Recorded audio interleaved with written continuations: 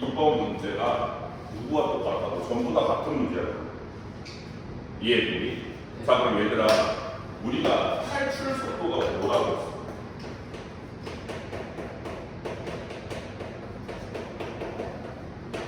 탈출 속도가. 이거 맞죠? 잊어버린 거야? 그렇지. 지구에서 어떻게 되는 거야? 탈출합니다. 그렇지. 어느 한 무한의 지점에서는 뭐가 된다고? 역학적 에너지. 그렇지. 0이 돼. 이게 최소 조건이야. 왜 0이 되는 거냐면 여기에서 가지고 있는 역학적 에너지는 가지고 있는 운동 에너지는 결국에는 탈출하는데 해줘야 되는 일의 양만큼 해줘야 되는 거잖아. 그렇지. 이거만큼 뭘 가지고 있으면 돼? 운동 에너지를 가지고 있으면 되는 거잖아. 이게 최소 조건이야. 뭔 말인지 알겠어? 여기에서라도 운동 에너지가 조금이라도 작으면 어떻게 되는 거야? 다시 끌려가는 거야. 어떻게 되는 거야? 다시 끌려가는 거야. 뭔 말인지 알겠지? 그래서 그 얘기했단 말이야. 그러면 에너지잖아, 얘들아. 에너지. 자, 그러니까 애비물체 반지름 마비 표면에서 EV의 속력을 발사시켰다. 자, ER 지점에서 V 행성은 ER 지점에서 V의 속력으로 통과한다. 그러면 거리 R에 따라서 나타내라라고 되어 있어요. 그럼 봐봐. 먼저 R 위치에서 받는 역학적 에너지와 ER 위치에서 받는 역학적 에너지는 상식적으로 어때야 돼? 같아요. 무조건 같아야 돼. 다르면 돼? 말도 안 되지. 다른 이유도 없고요. 그치? 자, 그러면 여기서 이제 R 지점에서 가지고 있는 역학적 에너지는 얼마야? 속력이 얼마예요? EV죠. 그러니까 2분의 1 N 얼마야? EV의 제곱. 그치? 더하기 얼마야? 위치 에너지. R 지점에서 위치 에너지 얼마가 돼? 마이너스 2분의 2 제곱하고. 됐어? 자, 그러면 ER에서는 얼마 가지고 있는 거야? ER에서 V만큼 갖고 있어. 그렇지. 2분의 1 M V 제곱 더하기 에너지 얼마야? ER 지점에서는 잘못했다 선생님. 미안해. 이 다들 여기서 마이너스 2제곱 여기가 마이너스 2분의 1 2제곱 대비 이거잖아. 그러면 얘하고 얘 이렇게 계산을 하면은 이 운동 에너지를 이제로 표현이 가능해. 그치? 넘어가면은 얼마가 돼? 마이너스 2분의 2 제로는 얼마가 돼? 마이너스 넘어가면 2분의 3 mv 제로.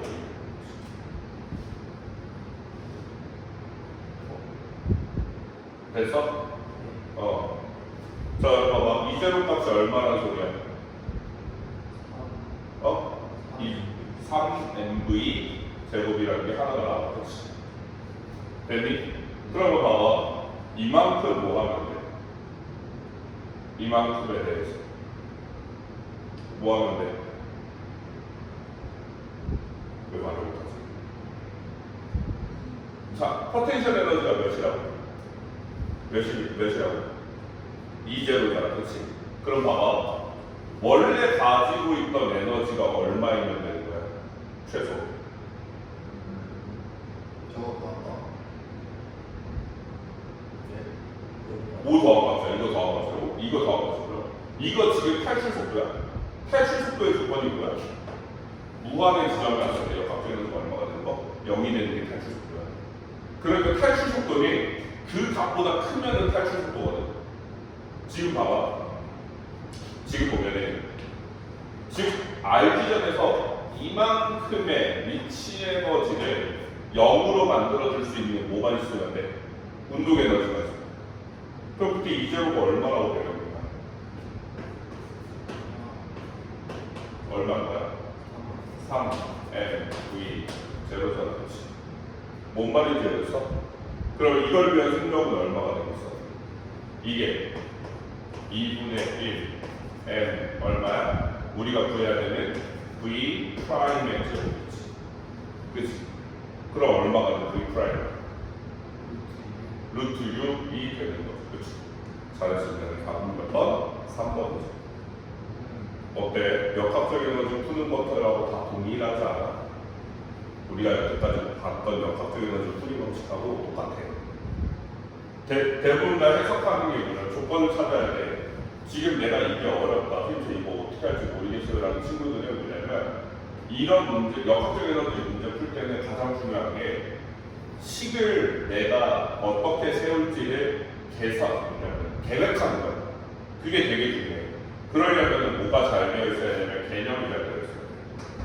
사실 개념이 이거 개념 안 되어 있다라고 하는 거는 진짜 혼나야 되는 거야. 왜냐면 니네 중학교 4학년 때 역학적 에너지 했어. 고1 1학기 때도 했어. 고2 1학기 때도 했어. 지금도 했어. 역학적 에너지 보존되는 거야. 그치? 여기서 역학적 에너지 어느 지점에서든 역학적 에너지의 값은 전부 다 어떻다? 같다. 그런데 조건을 너희가 몰랐어. 탈출 속도의 조건이 뭐라고? 아무거나 탈출 속도가 아니라 무조건 뭐야? 무한의 지점에서 역학적 에너지가 0이 되는 최소 속도가 탈출 속도야. 그러면 얘기가 끝났어. 역학적 에너지 문제를 푸는 방식들이 전부 다 뭐냐면 에너지의 값을 다 치환해. 위치 에너지를 중력 위치 에너지로 치환해서 풀거나 아니면 중력 위치 에너지를 뭐로 치환해? 운동 에너지 속력으로 치환해서 푸는 형식이야 다. 그런데 이것도 마찬가지야. 두 지점에서 에너지가 같다는 걸 기준으로 위치 에너지를 뭐로 치환했어? 운동 에너지로 치환했지. 그 다음에 계산한 거잖아. 뭔 말인지 알겠지? 푸는 방식 다 이해됐어? 자 그러면은 여기 지금 한번 연습 삼아 그것만 한번 풀어봐봐. 4번만 한번 풀어봐. 아니면 3번 한번 풀어봐. 3번 풀어보면 3번이 낫겠네. 아니 64페이지.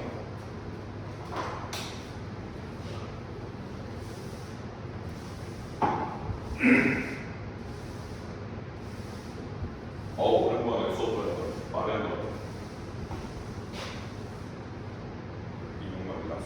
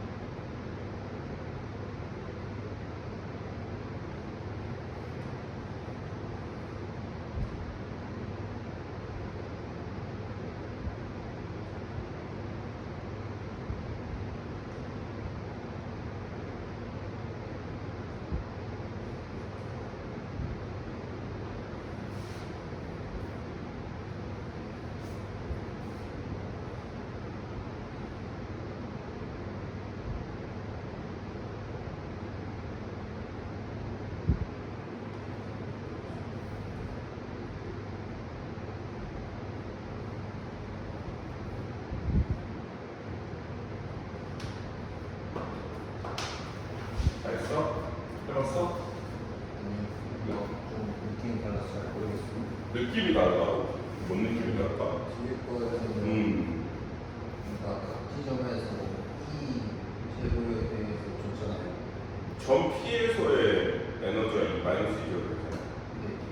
근데 이게 소리력도 안 들리니까 어떻게 해야 될지 잘 모르겠어요. 근데 EM으로 정리가 됐지, 그치? 그러니까 보면은 M 질량과 뭐로 정리가 됐어?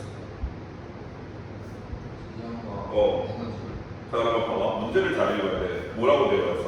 점 P에서 밑줄 쳐봐.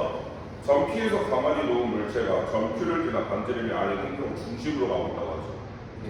자, 점 P에서는 그럼 운동 에너지가 있어 없어?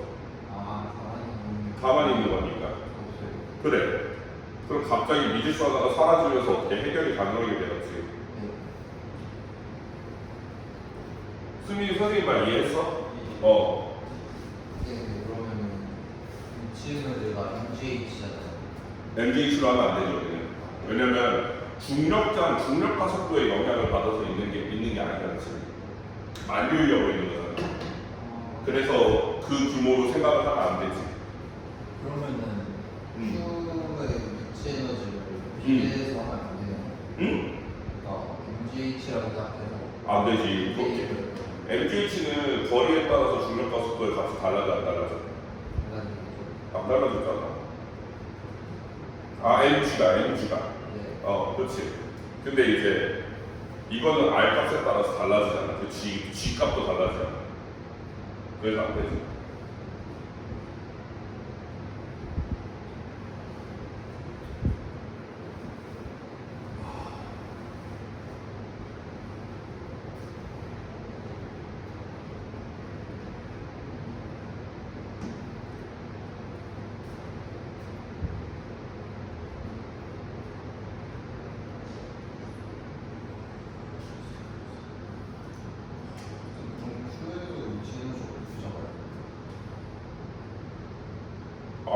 이하로 잡아야지.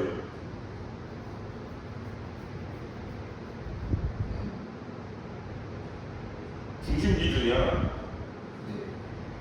그럼 Q에서 위치 에너지 얼마야? 마이너스 2제로가 되지 않았어? 아니구나. P에서는 마이너스 2제로가 나와있네. 그럼 마이너스 2제로가 얼마인 거야? 2제로 중력 상수 곱하기 얼마야?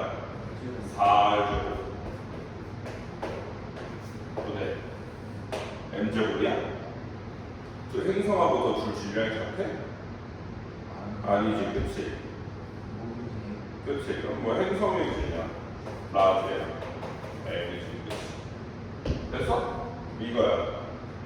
그러면 예를 들어서 Q점에서 받는 거 Q점에서 받는 에너지 2분의 1 M V Q의 제곱 더하기 마이너스 얼마야? 2R이니까 4R 제곱 분의 G 라지 M 스몰 M 이거는 끝이.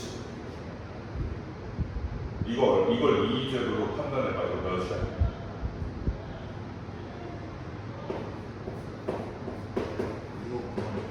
이거지, 그치?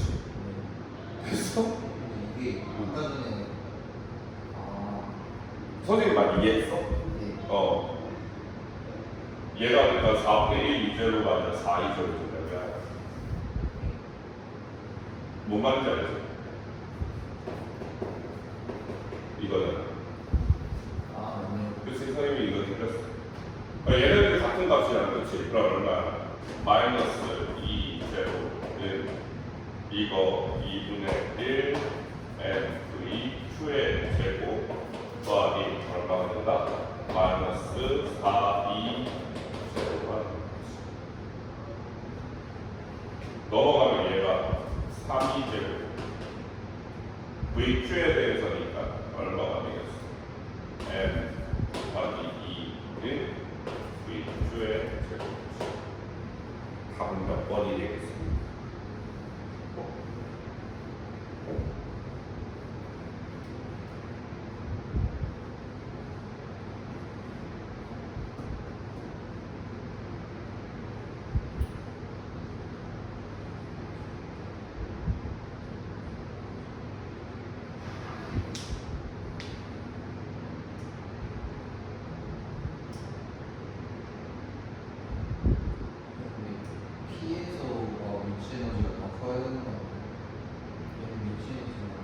거리가 멀수록 위치 에너지 값이 더 얘가 사실 더 작은 거지. 아, 마이너스가 됐으니까. 그래서 이걸 뭐 쉴 수 있을까? 쉴수 있지.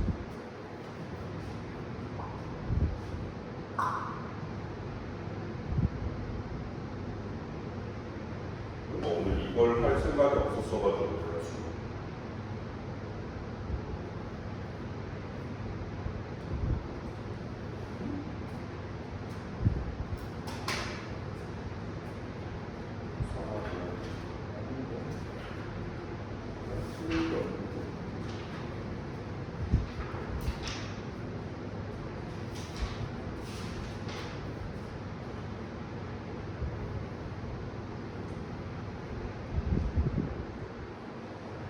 아, 미안하다. 내가 실수했다. 완벽한 실수했어. 이거 F잖아. 그치? 거리 R을 곱해줘야 돼. 이거 여기다 4R을 곱해줘야 돼. 내가 실수했어. 여기 2R. 그럼 얼마가 되냐면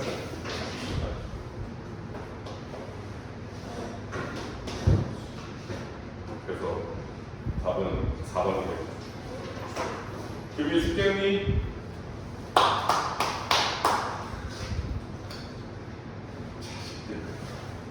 도대체 얼마 어디부터 안 했어?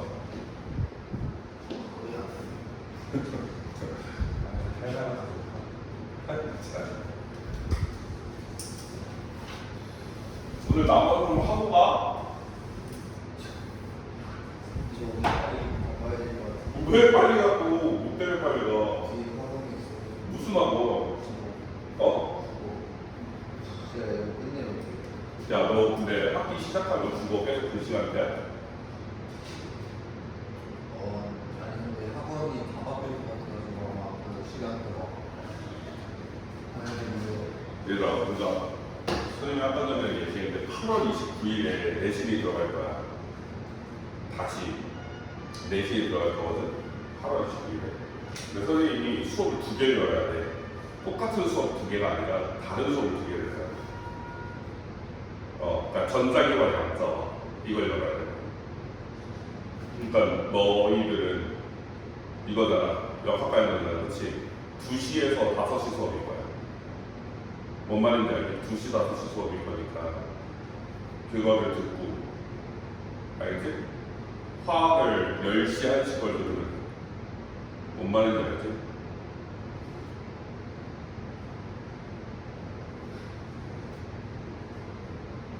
아, 너가 애매하네. 너가 화학만 나르네.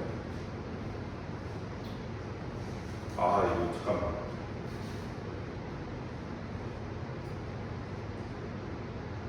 어쩌면 반대가 될 수도 있고, 그거는 보자. 자, 그럼 봅시다. 이어서 우리 한 점 넘어가 볼까? 자, 상대성으로 보자. 일반 상대성으로.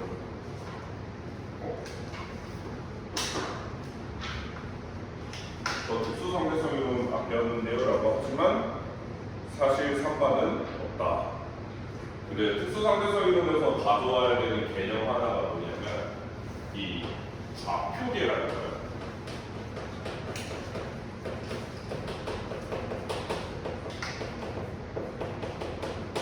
일반 상대성에서 특수 상대성을 가져와야 되는 게 이 처음부터 얘기하면 상대라고 하는 거는 말 그대로 관측자 차이. 여러분들이 여태까지 어떤 물체의 운동을 봤을 때 특히 물체의 운동을 봤을 때 막 무조건 내가 교재 밖에서 판단하는 거야. 그러다 보니까 어떻게 하냐면 얘네가 전부 다 내가 정지한 채로 이 물체의 좌표를 기준으로 얘만 판단해. 즉 이게 무슨 말이냐면 내부에 정지한 관찰자가 바라보는 거야. 저렇게 가고 있네. 이런 식으로. 자, 그런데 상대라고 하는 게 뭐냐면 말 그대로 반대로 생각해봐. 입장 바꿔 생각해봐. 이런 느낌이야. 그러니까 무슨 차이다? 관측자 차이.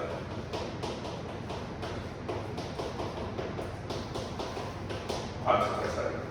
그러니까 관측자가 누구냐에 따라서 뭐가 달라질 수 있다? 기준, 판단, 결과가 다 달라지게 되는 거야. 그걸 어디서 가져왔어야 되냐면 특수상대성 때 배워야 돼. 그러면 선생님, 기준이 달라지면 이게 뭔가 속력도 달라질 거고 속도, 방향도 달라질 거고, 그렇지? 그러면 그런 거를 판단하기 위한 뭐가 필요해? 기준은 필요해. 무슨 말인지 알겠어? 그걸 우리 뭐라고 하냐면 좌표계라고 해요. 좌표. 이 좌표계에 그 운동하는 물체가 둘 중 하나죠. 알자인이 0인 상태로 가는 관성좌표계, 관성계가 있고요. 그리고 알자인을 받아서 가속도 운동을 하고 있는 가속계가 있어요. 그러면 이 관성계와 가속계의 의미가 뭐냐면, 자, 어떠한 물체가 여기서 선생님한테 그거 들은 사람, 관성, 뉴턴의 운동법칙 수업 들은 사람 없나? 없어. 선생님 관성 설명할 때 항상 이걸 설명해요. 관성을 설명할 때, 자, 이 물체의 운동, 여기 실제로 얘네들은 같이 운동하는 거, 이건 다 인지하고 있죠, 그렇죠? 얘가 V라는 속력을 일정하게 가요. 일정하게 있어요. 그러면 이 전체 가해진 알자인은 얼마예요? 얼마예요? 0이죠, 그렇죠? 자, 이런 경우 얘와 얘의 운동 차이는 뭐냐면 내가 밖에서 바라보는 거, 밖에서 얘를 바라봤어. 그러면 얘와 나 차이, A의 관측자와 이 B의 관측자 차이입니다. B의 관측자는 사실상 정지해 보이지만, 둘 다 정지해 보이지만 그거 아니죠. 실제 정지하는 애는 누구야? A야. B는 뭐 하고 있어? 일정한 속력으로 운동 중이지, 그렇지? 즉 알자인이 0인 상태로 운동하는 이 친구가 뭐야? 관성계. 관성계. 근데 나도 뭐야? 알자인이 있어, 없어? 없어, 관성계야. 그러니까 우리는 똑같은 좌표계로 판단하자. 이걸 바로 뭐야? 이게 특수상대성이거든요. 굉장히 특수한 상황이야. 알자인이 0이라는 특수한 상황. 그때서의 이야기다라고 해서 특수상대성이거든요. 근데 우리가 얘기하는 건 이거는 무슨 얘기야? 일반 상대성이거든요. 자, 갑자기 얘가 이제 어떻게 돼? 멈춰. 어떻게 멈춰? 이 하고 멈춰. 뭔 말인지 알겠어? 멈췄습니다. 그러면 힘을 어디로 가? 이쪽으로 힘을 받았지, 그렇지? 그러면 이 안에 있는 공은 어떻게 될까? 정지해 있어? 아니면 얘도 같이 멈춰? 아니면 힘을 받아서 뒤로 가? 앞으로 가? 셋 중 하나는 뭐야? 어떻게 될 것 같아?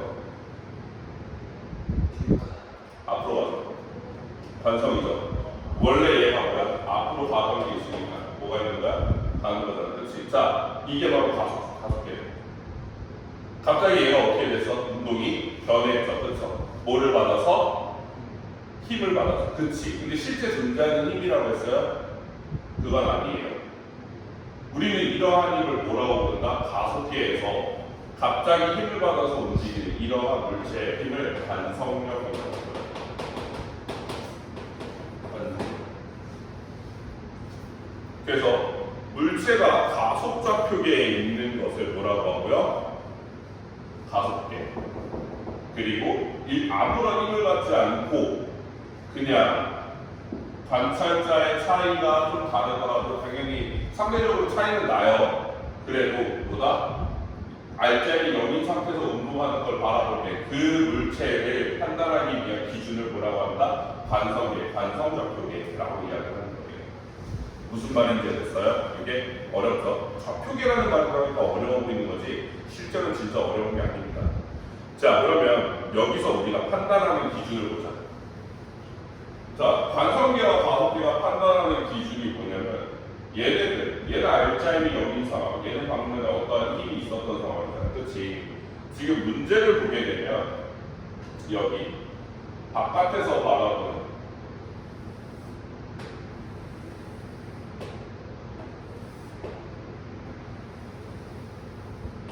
고리가 있어.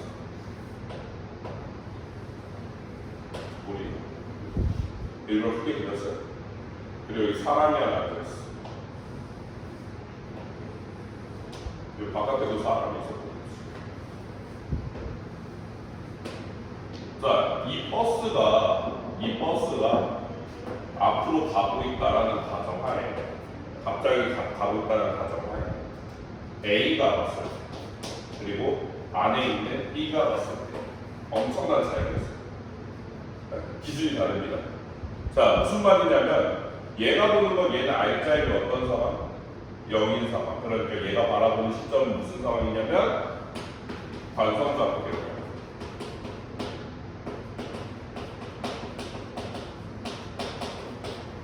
그러면 얘가 바라보는 시선은 뭐야? 얘 갑자기 출발했다고 하죠, 그렇죠? 얘가 바라보는 시선은 뭐야? 그렇지, 가속이야. 갑자기 가속도 운동을 했다. 가속. 이 차이가 있습니다. 그럼 무슨 차이냐? 자, 얘를 바라보는 거야. B가 얘를 봤을 때, A가 얘를 봤을 때 관측자의 뭐가 달라진다? 기준이 달라져요. R자의 기준. 자, 무슨 말이냐면 관성계가 얘를 보잖아요. 그래서 이렇게 가잖아.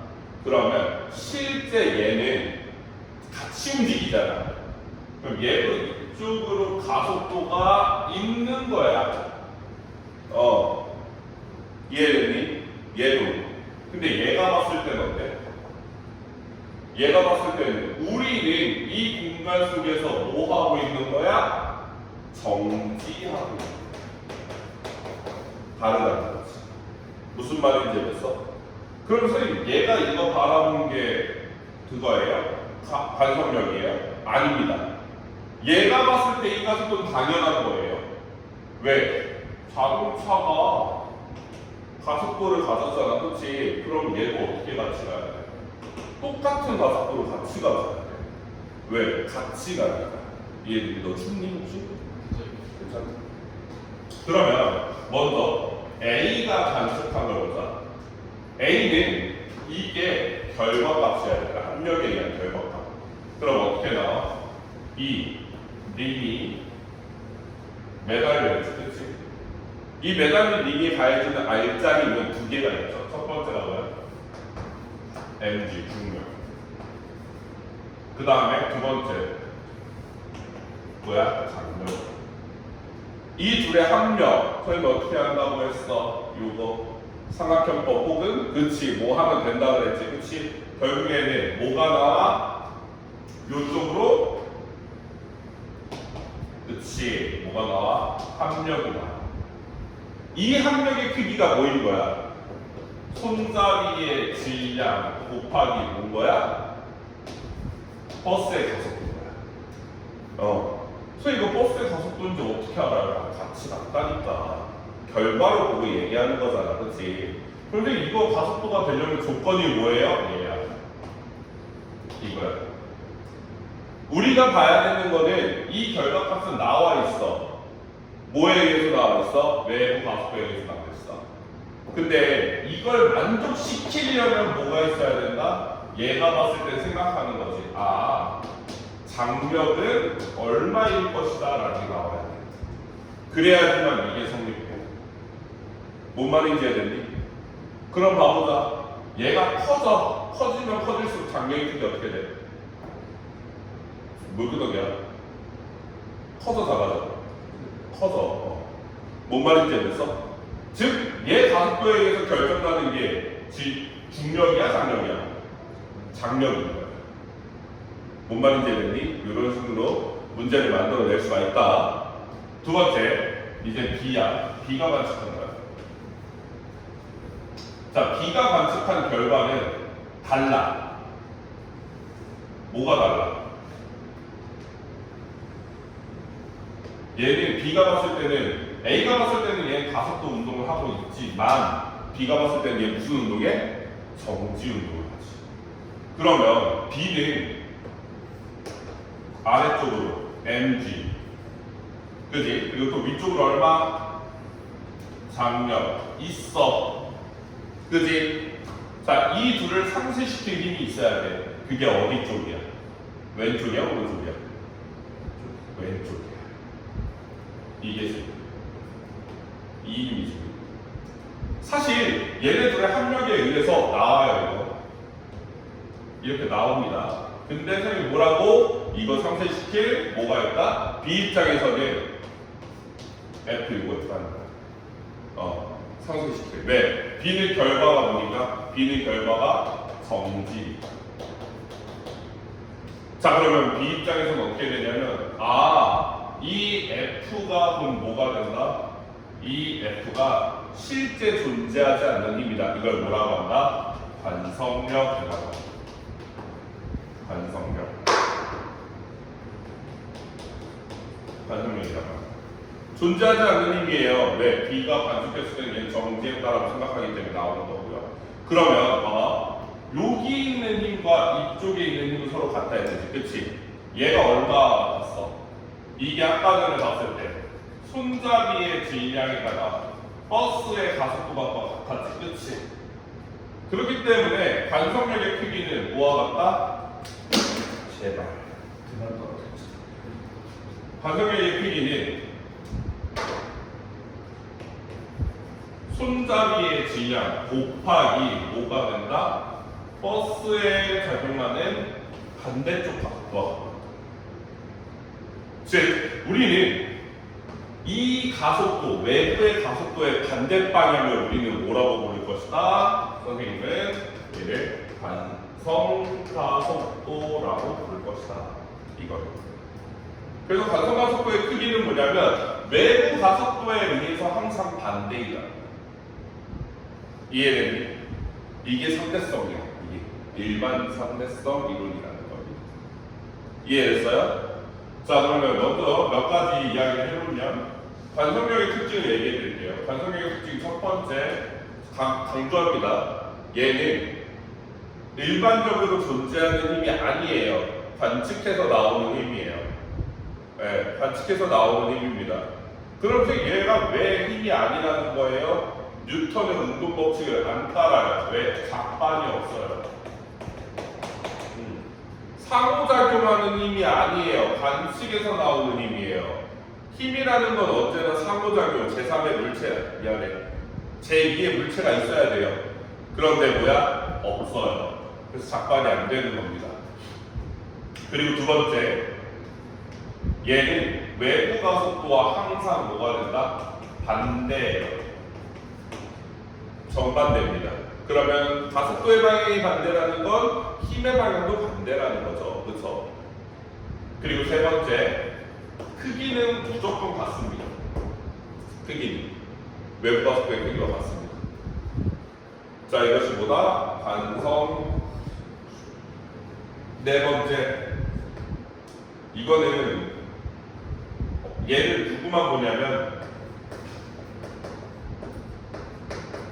가속계가 관측하는 거예요. 가속계라고 하는 건 여러분 외부에서 정지한 애가 보는 거예요? 아니면 같이 운동하는 애가 보는 거예요? 같이 운동하는 애가 보는 거예요. 선생님이 가속계에서 관측이 된다라고 말하는 건 무슨 말이다? 같이 운동하는 애만 얘를 관측할 수 있는 겁니다. 이해됐나요? 이런 게 바로 뭐다? 관성력이라는 거지. 자, 그럼 이제 여러분들한테 이제 직접적으로 여러분들이 실험을 할 수 있는 거 가지고 있습니다. 바로 뭐냐면 엘리베이터. 자, 엘리베이터에서 체중계를 들고 왔어요. 그러면 보통 우리가 엘리베이터는 줄을 따라 움직이죠, 그렇죠? 여러분 보면 여기 체중계를 너희도 목욕탕 가는지 안 가니?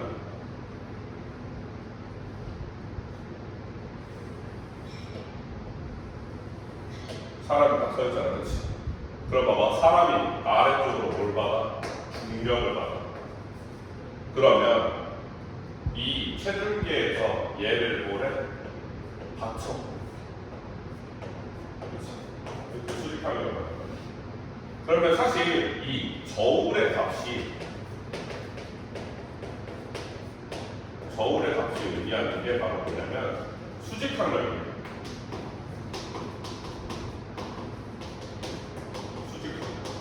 그러니까 누르는 힘에 따라서 결국에 뭐가 된다? 나온다는 거예요, 값이. 이해는. 그래서 친구가 발 하나 올리면 어떻게 돼? 많이 나. 그리고 내가 발 하나 빼면 어떻게 돼? 더 적게 나. 왜 그런 거야? 면을 누르는 힘에 따라 나오는 거야. 저울에 같이 무조건. 그러면 여기서 이제 몇 가지 상황이 있는 거야. 자, 얘가 엘리베이터가 움직일 때 위아래로 움직이잖아, 그렇지? 근데 우리가 먼저 그냥 올라가는 상상을 할게. 올라갈 때. 그러면 이 엘리베이터의 운동이 어떤 느낌으로 가냐면 시간 속도 그래프로 보면은 처음에 속력이 증가하다가 어떻게 돼? 일정하게 돼. 그러다가 어떻게 돼? 감소하지. 그러니까 가속도가 뭐보다 자신의 이 운동 방향과 같고 없고 작고지, 그치? 내가 지금 선생님이 운동을 어떻게 한다고? 위로 올라가는 걸 기준으로 한다고 했지? 그럼 어떻게 된다? 위로 가속도가 있어. 그치? 그리고 두 번째, 아래로 가속도가 있어. 이 상황을 한번 이야기해보자. 자, 먼저 위로 올라갈 때 기준이야. 가속도가 위로 있대. 그러면 어떻게 작용을 하냐? 먼저 저울에 사람이 있고, 자, 아래쪽으로 뭐를 받아? 아래쪽으로 중력을 받아. 얼마야? mg. 근데 얘들아, 봐봐. 위로 올라가고 있잖아. 그치? 위로 올라간다는 건 이 사람은 얘들아 관성계야, 가속계야? 이 사람은 가속계야. 그러면 위쪽으로 엘리베이터가 가속도를 받는다는 건 이 사람은 이 아랫방향으로 뭘 받는다는 거야? 반성력을 받는다. 반성력. 그러면 이 면에서 얘를 받쳐야 되는 힘이 어떻게 돼? 면에서 얘를 받쳐야 되는 수직항력이 어떻게 돼요, 여러분? 커져요. 그래서 수직항력 값이 어떻게 나온다? mg 플러스 사람의 질량 곱하기 가속도가 나와요. 그죠? 왜? 관성력의 크기가 얼마니까? 자신의 질량 곱하기 뭐니까? 외부 가속도니까. 이해는? 그럼 반대로 내가 내려가고 있어. 자, 내려가고 있으면 어떻게 되겠습니까?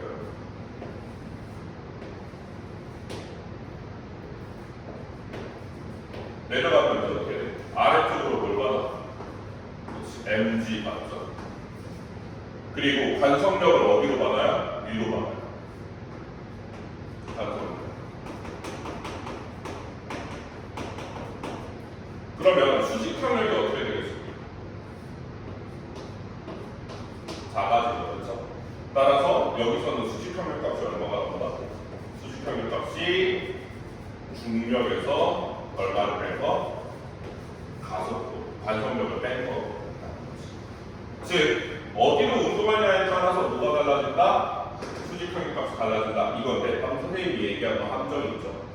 어디로 운동하냐가 아니라 외부 가속도가 어디로 가냐. 자, 내려갈 때를 볼래요, 여러분? 내려갈 때는 속력이 어떻게 돼요? 내려가죠, 그렇죠? 그럼 어떻게 됩니까? 이렇게. 그리고 일정이 있죠. 그 다음 어떻게 돼요? 속력이 점점 다시 0으로 이해는? 그러면 얘는 오히려 내려갈 때는 가속도가 어디로 작용해? 아래로 작용하지. 그지? 오히려 멈출 때 어디로 작용해? 가속도가 위로 작용해. 관성력을 볼 때는 물체의 운동을 보는 것이 아니라 물체의 운동을 인지하고 그 다음에 가속도를 판단해야 돼요. 그래야지만 정확한 가속력이 나와요. 여기까지 했어요. 자, 여기까지고요. 자, 다음에 여기 좀 이쪽 좀 지울게요. 잠깐.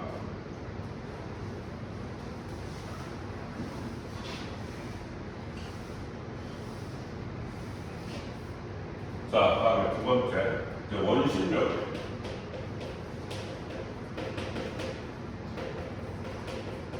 자, 원심력은 얘들아 구심력의 반성력이에요.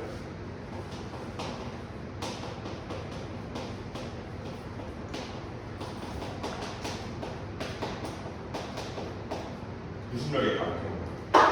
그러니까 원심력은 실제로 뭐 한 거야? 선생님 원심력 있잖아요. 없는 게 아니라 그러니까 뭐냐면 제대로 된 힘이 아니라는 거야. 외부 운동에서 나타나는 힘이라는 거지 결국에. 무슨 말인지 알겠지? 그러면 원심력이 언제 생기냐면 당연히 회전할 때죠. 자, 파워를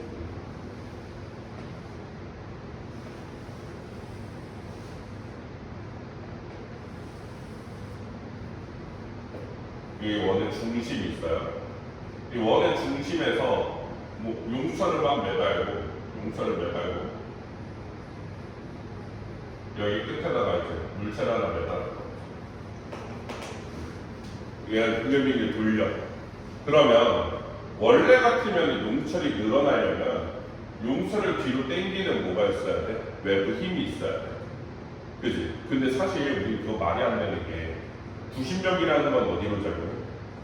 그치, 안쪽으로 작용해. 그럼 얘가 늘어날 이유가 있어 없어? 없어. 뭔 말인지 알겠어? 구심력이라고 하는 건 얘가 회전할 때 어디서 작용하는 거야? 이 안쪽에서 얘를 떼고 있는 거야. 이해돼? 근데 얘가 뭐가 생겨? 바깥쪽으로 뭐가 나와? 그렇지, 원심력이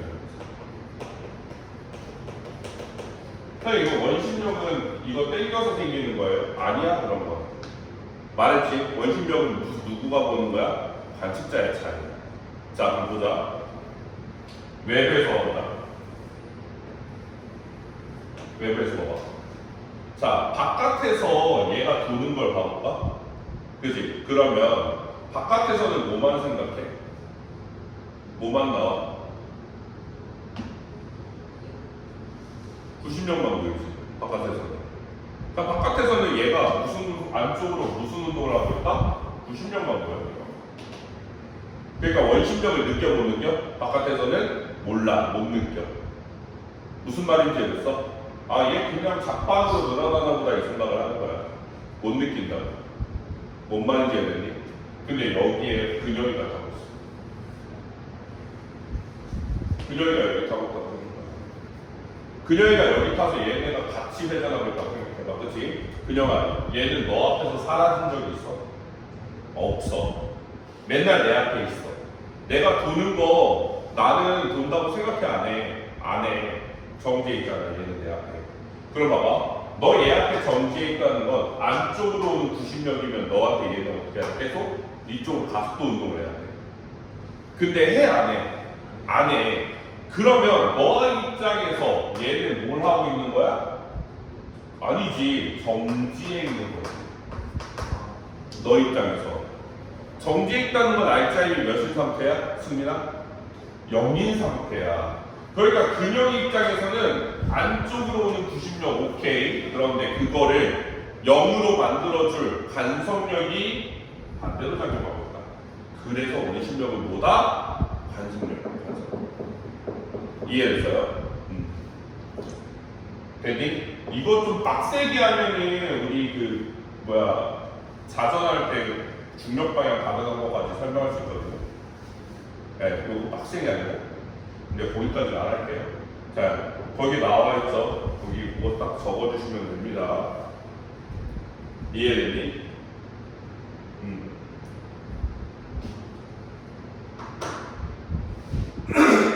난 이게 너희가 빨리 납득을 했으면 좋겠어.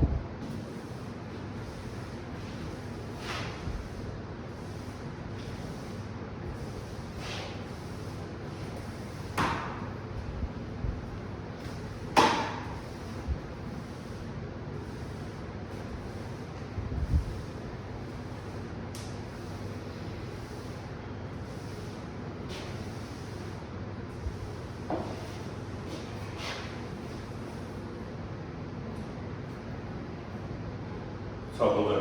이어서 등가월.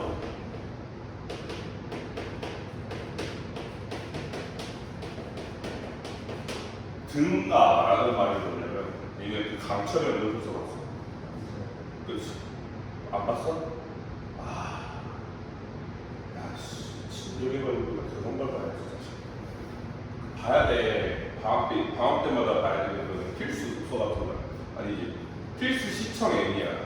알겠어?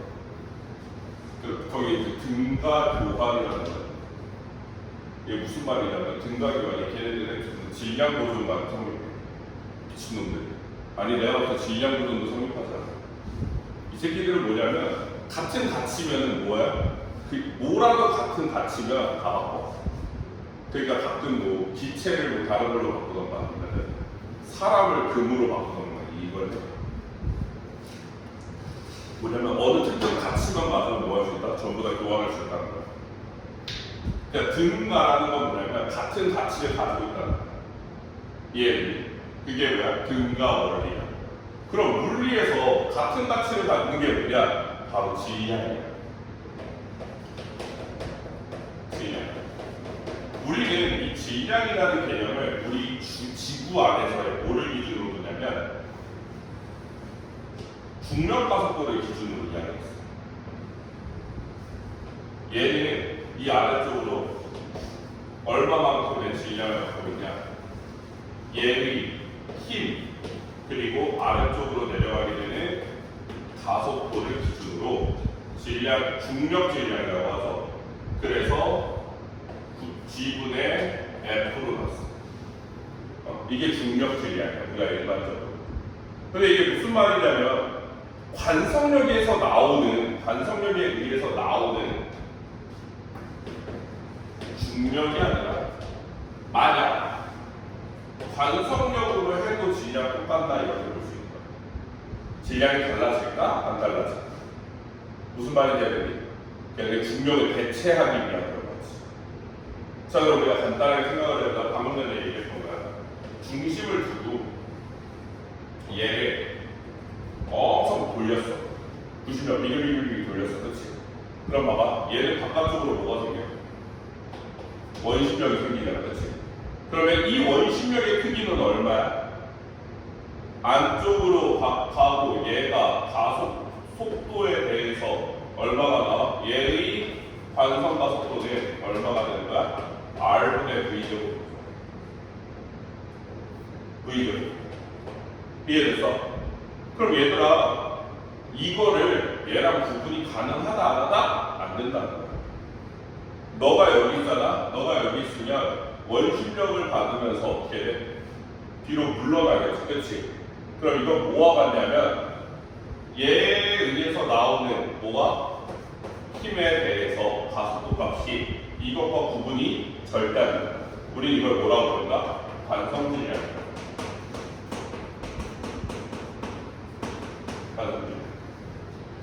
관성질량에 대한 M은 뭐에 따라나? 그 관성 가속도와 힘에 따라서 뭐가 된다? 똑같이 나온다는 거야. 이게 관성질량이에요. 그러면 이런 이야기를 왜 하냐? 등가 원리라고 했잖아. 그치? 중력질량과 관성질량은 구분이 된다 안 된다? 안 된다. 전혀 안 된다. 어떤 상황에서 자연학과 상황에서든 모든 상황에서든 구분이 안 된다는 거야. 힘을 받았을 때. 그러니까 여러분들은 사실은 어떻게 보면은 빙글빙글 돌아가는 원심력을 받아서 중력처럼 할 수 있어요. 그러니까 예를 들어서 우리는 구라고 하면 이 표면에 살고 있잖아. 이 표면에, 그치? 이제는 뭐 예를 들어서 여러분들은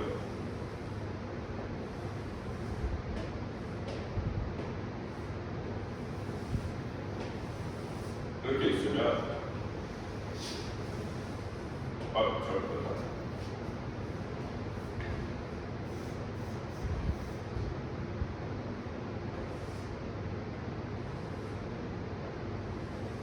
뭐 이렇게 있다고 보자.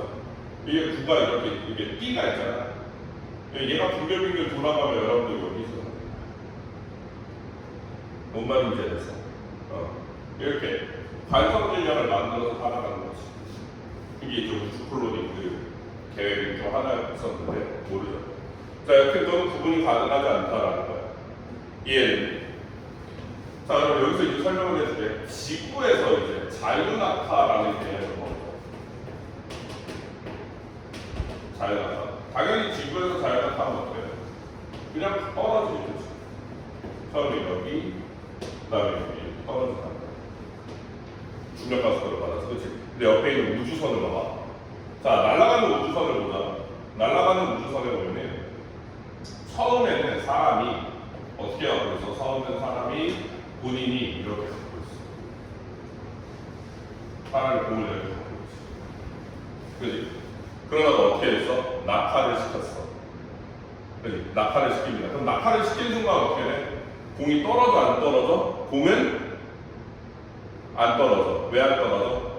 자, 얘는 지금 현재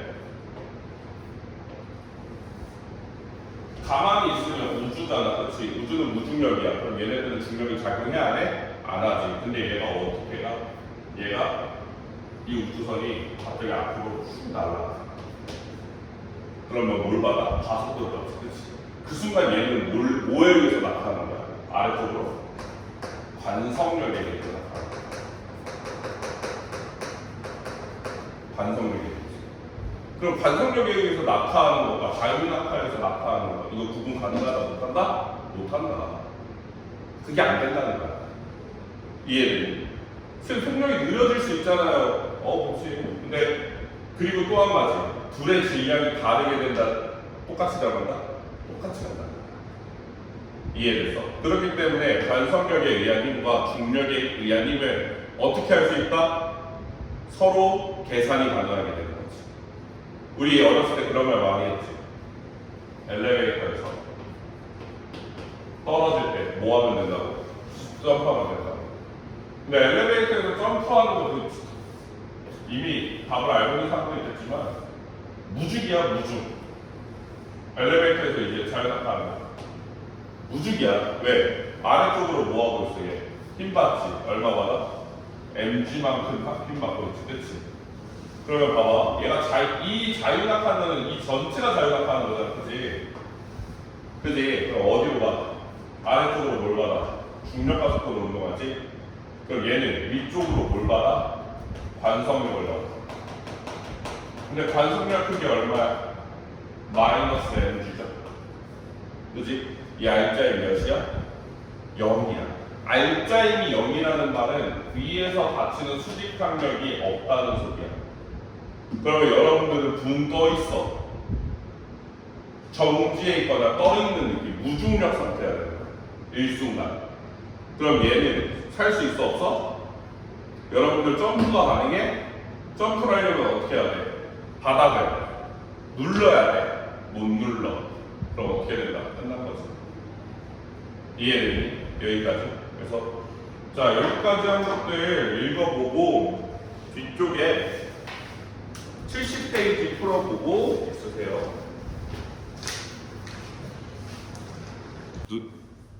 이번 과정에 대해서 얘기하기 좀 사람은 있겠지만 이번 교재 이름이 역학과 에너지거든.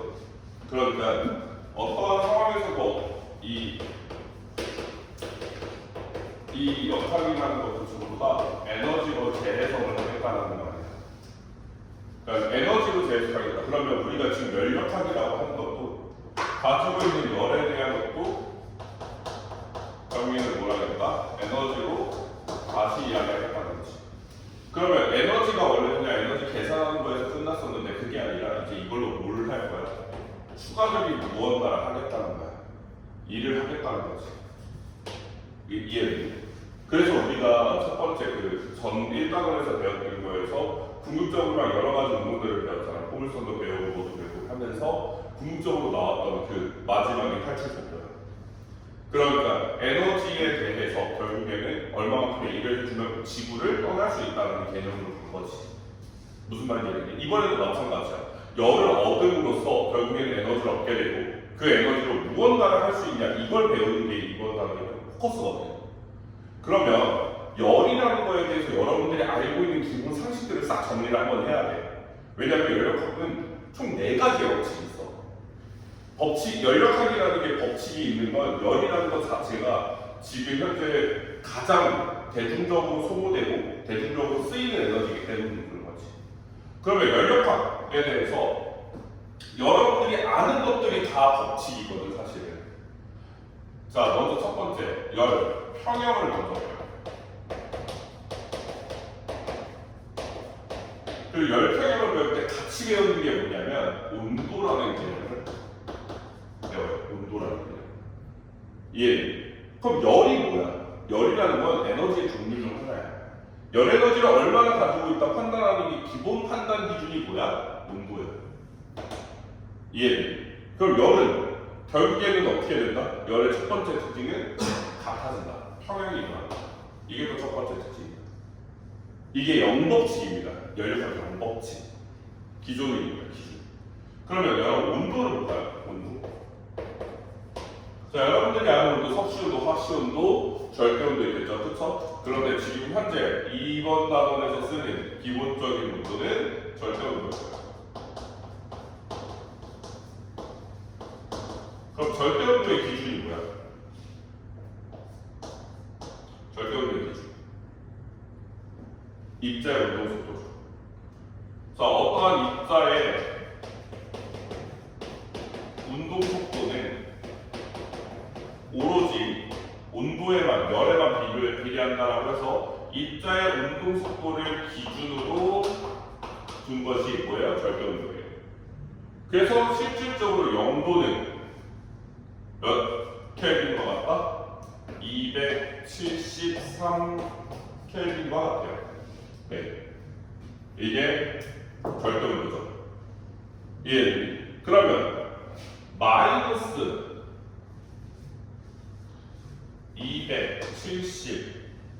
273도씨가 몇 켈빈인가요? 0켈빈. 0켈빈인 거지. 이해되니? 요거입니다. 그래서 이게 기본적인 열을 판단하는 기준이에요. 그럼 두 번째, 열 평형에 도달한다는 건 결국에는 뭐에 도달한다는 거냐면 같은 온도 그리고 같은 입자의 운동 속도야.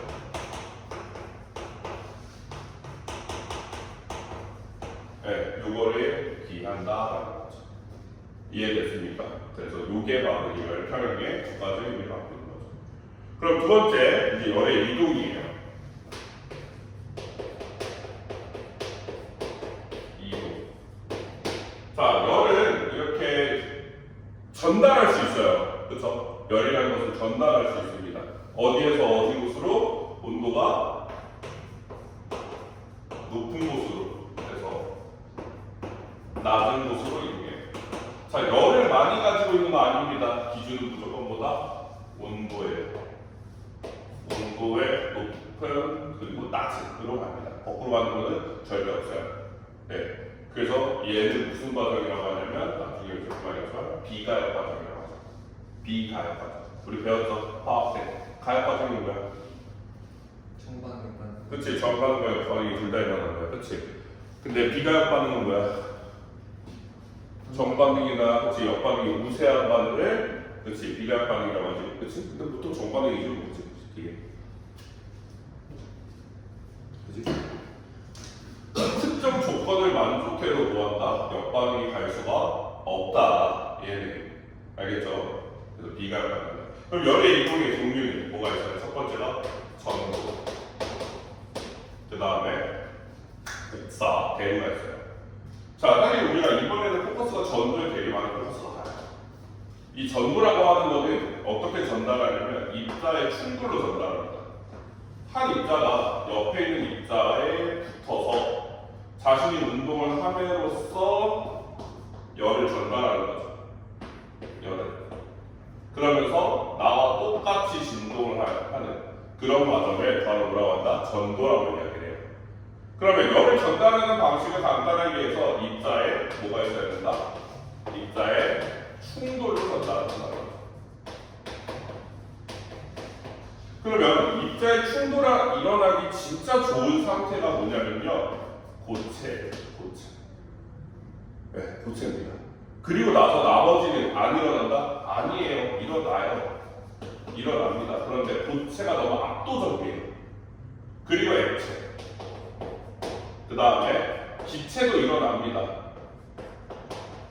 근데 기체는 거의 안 일어나요. 네, 거의. 그래서 나머지들도 일어나긴 일어나지만 얘가 주로 일어나는 게 아니다 라고 생각을 하시면 됩니다. 그러면 전도를 통해서 열이 얼마나 전달되는가라는 거를 좀 이야기를 해볼까요?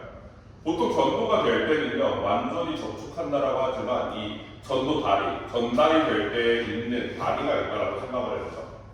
그러면 A라는 여론에서 B라는 여론으로 전달이 될 때 이 얇은 기둥을 통해서 전달이 된다고 해봅시다. 이 안에는 균일한 밀도로 입자들이 가득 차 있다고 생각을 해볼게요. 그러면 A부터 열이 차츰 어떻게 돼? 전달이 돼. 이해돼? 그러면 봐보자. 열을 전달할 수 있는 요 단면적이 크면 클수록 어떻게 돼서 더 많은 양을 전달할 수 있다는 거지. 이해돼? 그리고 열의 전도의 양은 얼마나 같아? 먼저 얘의 온도와 얘네 둘의 온도 차에 따라 또 어떻게 돼요? 전달 양이 달라져요. 왜? 같아질 때까지 전달할 거니까. 이해돼? 그러면 조건을 찾아보자. 첫 번째, 단면적. 두 번째, 온도 차이. T1 T2. 온도 차이. 그 다음 세 번째, 얘네 길이. 길이가 많으면 길면 길수록 어떻게 됐어? 이동하는 데 걸리는 이게 어떻게 돼? 더 중간에 얘네가 너무 많은 거지, 그렇지? 그러니까 길이가 길면은 유리해, 분리해, 전달하는 양. 그러니까 따라서 길이 L은 어떤 관계다? 반비례 관계다. 자, 그럼 두 번째, 얘가 저열음이야, 그렇지? 시간이야, 시간. 시간에 따라서 뭐가 될 수 있어? 중간에 열을 전달하다가 딱 끊으면 어떻게 돼? 달라지는 거야. 왜? 계속 전달 더 할 수 있는데 어떻게 된 거야? 그 중간에 끊어버린 거잖아. 그치? 자, 그래서 이동하는 열량 Q는 뭐가 나온다? 길이에는 반비례하고 온도 변화에는 비례하고 그 다음에 단면적에도 비례하고 시간에도 뭐가 된다? 비례한다가 나오지. 근데 그게 하나 있어. 열 전달은 얘들아 물질마다 차이가 있어. 그러니까 열이 잘 전달되는 물질이 있고 열이 잘 전달되지 않는 물질이 있어. 자, 소방관님들은 대부분 다 뭐를 입어? 방화복이라는 걸 입어. 그건 열이 잘 전달되는 물질이야? 아닌 거야? 아닌 거지, 그렇지? 우리는 그런 것들을 뭐라고 한다? 요 상수, 열전도율 K라고 해요.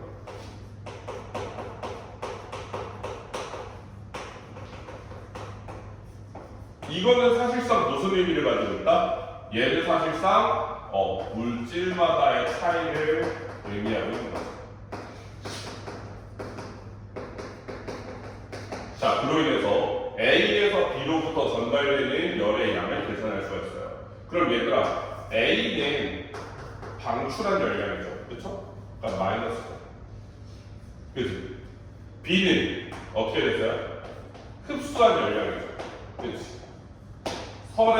서로 열의 흡수량과 그리고 방출량 합승 얼마야 된다? 0이 나와야 돼. 네. 자, 그러면 지금 보이는 이거 열의 이동과 열의 전달량 그리고 열 수량 이거 전부 다 0법칙, 1법칙, 2법칙. 3법칙은 언제 배우나요? 라고 하면은 화학에서 배울 거예요. 아니구나. 물리에서 배운다. 물리에서 배운다. 왜냐면 선생님이 열역학을 재수학을 3번 했거든요. 너무 어려워서. 대학교 때. 그랬습니다. 그 사람이 나를 싫어하는 것도 있지. 맨날 술 먹어서 미워했습니다. 자, 어쨌든 봅시다. 이게 전도야. 즉, 전도는 뭐야? 이러한 식을 통해서 뭐를 계산할 수 있다? 열의 이동량을 전부 다 계산할 수가 있다. 알겠죠? 네, 그 다음에 두 번째. 그 다음에 이제 복사. 아니야, 대륙. 갔다. 대류가 뭐야? 이동하는 거야. 뭐에 의해서 이동이야? 열에 의해서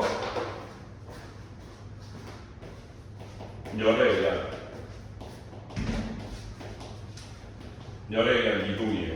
이 뭐의 이동? 입자의 이동이지. 그러면 뜨거운 애는 이 상대적 부피에 의해서 어떻게 돼요? 부피가 팽창하면서 밀도가 작아지게 되죠. 그렇죠? 그래서 어떻게 돼요? 얘는 위로 올라가요. 그리고 차가운 애는 어떻게 돼? 차가운 애는 상대적으로 어떻게 돼요? 밀도가 커지게 되면서 어떻게 된다? 내려가죠. 그래서 대류는 상하 운동이에요. 상하 운동입니다. 자, 그러니까 규민이 위치에서 승민이 위치로 가는 공기의 이동이나 이런 것들이 그게 뭐예요? 기압차에 의해서 이동한다고 하죠. 그렇죠? 근데 선생님 제가 듣기로는 그 온도 영향이 있었는데 아니야. 좌우 이동은 무조건 뭐야? 기압차야. 그럼 봐봐. 얘네들은 무조건 입자가 이동을 해야 돼. 그지? 그러면 뭐가 돼야 돼? 뭐가 있어야 돼? 고체돼야 안 돼? 안 돼. 그럼 뭐만 되는 거야? 기체와 액체, 즉 유체만 가능하다. 이해되니? 이게 기본적인 거야? 대류. 자, 그럼 복사는 뭘 통해서 가는 거야? 빛이라고 하는 전자기파를 통해서 전달이 되는 거야. 이 전자기파에 뭘 실어서 간다? 열을 실어서 가는 거죠. 열. 근데 이 열을 실어서 얘를 보내면 얘가 그 열을 흡수하고 어떻게 된다? 온도가 상승하거나 방출할 수도 있어요. 그렇죠? 다 가능하다는 거죠.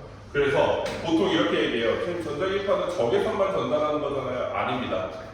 주로 우리가 방출하는 형태가 적외선인 거지. 네. 전자기파에 해당하는 웬만한 것들은 전부 다 열을 가지고 있어요. 자, 열이 없는 빛도 있긴 해요. 네. 한데, 뭐가 있냐고? 궁금해? 여러분 그거 알아? 형광등? 클럽 가면 클럽이 아니지. 콘서트 가면 흔들라고 주잖아. 근데 그거 말고 건전지 끼워서 하는 그거 말고 공 말고 이게 두둑 하면 나오는 거지. 뭔지 알지? 근데 그거 차고 있을 때 뜨거워? 따뜻해? 아니잖아, 그치? 그거랑 똑같은 건데 걔는 뭐야? 걔는 그 열을 내보내지 않는 전자기파란 말이야. 무슨 말인지 알겠죠? 자신이 화학 반응하면서 빛을 내는 거라서 그 열은 자기가 다 화학 반응에 쓰는 것 같아요. 그래서 그런 거 있다고 합니다. 자, 여기까지 이해됐지만 그래서 이게 기본적인 거나 열의 전달 방식들이다 라는 거지. 자, 다음 이어서 그러면 열이 오르거나 온도가 상승해서 나타나는 현상 그 전에 열을 전달하지 않는 경우가 있습니다. 단열이죠. 단열이라는 건 얘들아 열을 차단한다가 아니라 열은 항상 어떤 에너지야? 가만히 머무르는 에너지가 아니야. 이동하는 에너지야. 그래서 단열이라는 건 열의 이동을 차단하는 거야. 열의 이동을 차단. 그러면 전도를 차단하는 것, 대류를 차단하는 것, 그리고 복사를 차단하는 것 이라고 했을 때 먼저 얘네들 사이에는 카테고리가 다르게 나타나죠. 이들 사이에서. 무슨 말이냐면 얘네들은 물질의 도움이 있어야 돼. 즉 입자가 필요해. 얘는 입자가 없어도 되는 거야. 그러니까 전도하고 대류를 차단하기 위해선 뭘 쓰면 되는 거야? 진공을 써버려야 돼. 그러니까 입자를 아예 제거해버리는 거지. 이해돼? 그러면 된단 말이야. 근데 진공이 비싸. 그래서 뭐야? 단위 부피당 입자수가 제일 적은 거 어떤 상태야? 단위 부피당 입자수가 제일 적은 거야. 기체지, 그치? 왜? 입자가 뭐니까 열을 전달하는 매개체니까. 그래서 뭐한다? 기체, 공기층을 말하는 거야. 공기층. 그러니까 쉽게 말해서 단위 부피당 입자수가 제일 적은 거를 선택하는 거죠. 공기층을 잡는 거죠. 그래서 공기층이 많이 들어간 단열재를 써요. 스티로폼, 그지? 그리고 솜 이런 것들 많이 씁니다. 이해되나요? 그래서 이런 것들 얘를 단열재라고 하죠. 그러면 복사는 뭘 차단해야 돼? 빛을 차단해야 돼. 근데 얘들아 빛을 차단한다는 건 여러분들 집에 이렇게 빛 차단하려고 암막 커튼 쓰잖아요. 암막 커튼 쓰면 빛을 차단이야? 근데 나한테 빛을 안 와. 대신 누가 가져가? 커튼이 다 가져가. 왜? 커튼이 검은색이니까. 그럼 빛을 흡수한 거지. 이해했니? 그러니까 빛을 차단하는 게 아니라 빛을 어떻게 하냐? 오히려 흡수하지 못하게 반사를 해요. 빛 자체를 차단한다라고 하면 안 됩니다. 왜? 복사는 빛을 통해 전달하는 것이기 때문에 빛을 흡수하면 열을 흡수하는 거예요. 네. 그러니까 뭐예요? 얘는 빛을 반사시켜야 돼요. 뭔 말인지 알겠니? 그러면 얘를 빛을 반사시킨다는 것은 어떤 걸로 하는 거야? 그냥 코팅 오일, 은코팅. 아니면 뭐 알루미늄 코팅. 이런 걸로 반사를 시키는 거죠. 이해됐니? 요런 이야기다. 요게 단열이에요. 알겠죠? 뭐 단열에 대한 예시들은 옆에 그냥 한번 읽어보세요. 별표 치고 꼭 읽어보셔야 돼요. 91페이지에 오른쪽 맨 위에 나와 있는 거 알겠지? 네. 자 그러면 이제 열팽창을 할게요.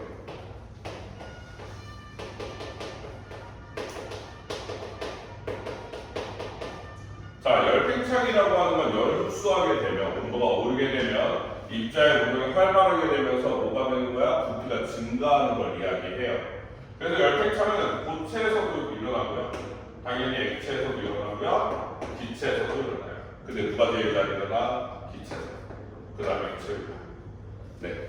그럼 기체가 일어나는 것들은 이미 정리가 되어 있어. 누가 정리했어? 샤를 아저씨가 정리했어. 샤를 아저씨. 샤를 아저씨가 온도와 부피는 어떻게 한다고? 비례한다고. 기체 법칙이죠. 기체 종류 상관이 있다 없다? 없다. 전혀 없어요. 헬륨의 온도를 높이던 아니면 산소를 높이던 수소를 높이던 부피 팽창하는 양은 어떻다? 항상 같아요. 그래서 정의된 식이 뭐예요? 그래프는 여기가 0도씨의 V일 때 273이면 얼마가 된다? 2V가 되죠. 그죠? 그리고 여가 273일 때 P는 얼마가 되고 0이 되고 이거다. 맞니? 이해되니 이거? 됐어? 뭔 말인지? 그래서 이거 부피 팽창 정도 얼마? 낮은 부피네. V0 플러스 273분의 델타 T 곱하기 V0. 이게 샤베로 주식이야. 그러니까 정리가 됐어. 기체 팽창. 뭔 말인지 됐어? 그럼 우리가 하는 거 액체 팽창 아니야. 고체 팽창이야. 고체 팽창에 대해서 이제 좀 보면은 고체가 우리가 고체라고 생각하는 범위들은 전부 다 뭐냐면 입자 운동을 하고 있는 범위를 고체라고 전부 다. 얘가 진동을 하는 범위까지 우리는 전부 다 물질이라고 판단하는 거지. 근데 열을 가하잖아. 그럼 어떻게 돼 있어? 열을 가하면 이 팽창의 정도가 어때요? 더 커지게 되죠. 그렇죠? 물론 우리 육안으로 확인할 수 없지만. 그럼 어떻게 된다? 미세하게 부피가 조금씩 증가하게 되는 거죠. 이렇게. 뭔 말인지 알겠어? 이렇게. 즉 우리는 이걸 보고 뭐라고 한다? 고체의 열팽창이라고 해요. 그럼 고체의 열팽창은 입자가 많으면 많을수록 어떻게 된다? 더 많이 증가할 수밖에 없어. 왜? 팽창하는 애들이 더 많아지니까. 그래서 원래 길이가 뭐다? 중요하다. 원래 길이 비례해서 증가한다. 그러면 뒤쪽에 추가적으로 증가하는 애는 원래 길이에 비례해서 어떻게 된다? 더 늘어나낸다라는 거죠. 델타 X, 그렇죠? 자, 그래서 얘네들은 뭐가 되냐면 이 전체 길이는 팽창의 전체 길이는 처음 길이에 당연히 뭐다? 늘어난 길이죠, 그렇죠? 따라서 변형된 길이는 뭐가 돼요? 변형된 길이는 델타 L은 뭐에 비례한다고? 온도 변화에 비례한다고 그랬지, 그렇지? 그러니까 어떻게 돼? 델타 T 곱하기 L제. 근데 이것도 마찬가지야 얘들아. 모든 물질이 다 잘 늘어나? 그건 아니야. 그래서 뭐가 돼? 선팽창 계수라고 하죠. A. 사실 알다.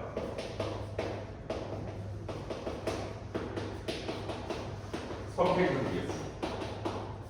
네, 요거는 결국보다 물질의 또 뭐마다 다르다 차이가 난다는 거예요. 그렇기 때문에 나중 길이는 뭐가 돼? L0로 묶으면 1 플러스 선팽창 계수 곱하기 델타 T가 되는 거죠. 이해되십니까? 이게 늘어나기입니다. 자, 이러한 사례들을 기준으로 모두 만들어 바이메탈로 만들고요. 다 만드는 거죠. 그죠? 그래서 전부 다 길어진다라는 거지. 이해됐니? 이런 이야기입니다. 자, 그래서 뭐 넘어갈게요. 자, 93페이지랑 93페이지만 한번 풀어볼게요. 92페이지는 너무 시간 안 돼.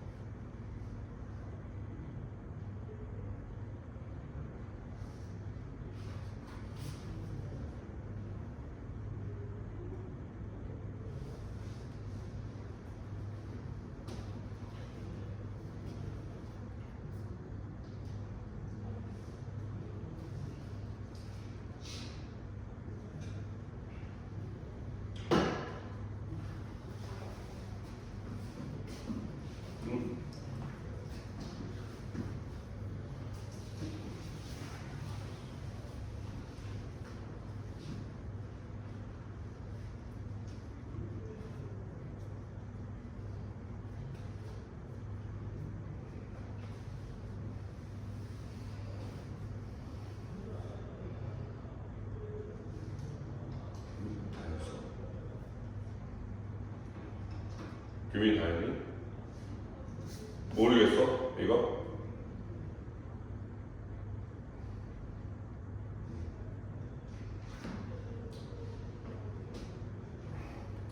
이게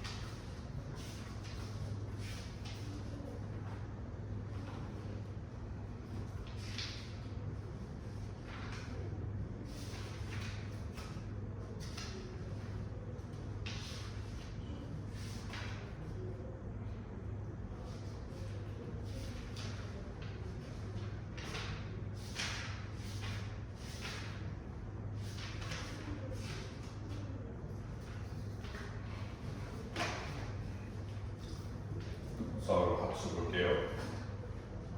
자, 먼저 그림과 같은 원투명의 막대 A와 B를 접촉을 시켰다라고 하죠. 그러면 예를 보면 자, 먼저 A와 여기는 이제 70도라고 하고요. 양쪽이 여기가 10이죠. 그러면 이쪽에 A가 있고요. 그리고 이쪽에는 B가 있고요. 이쪽에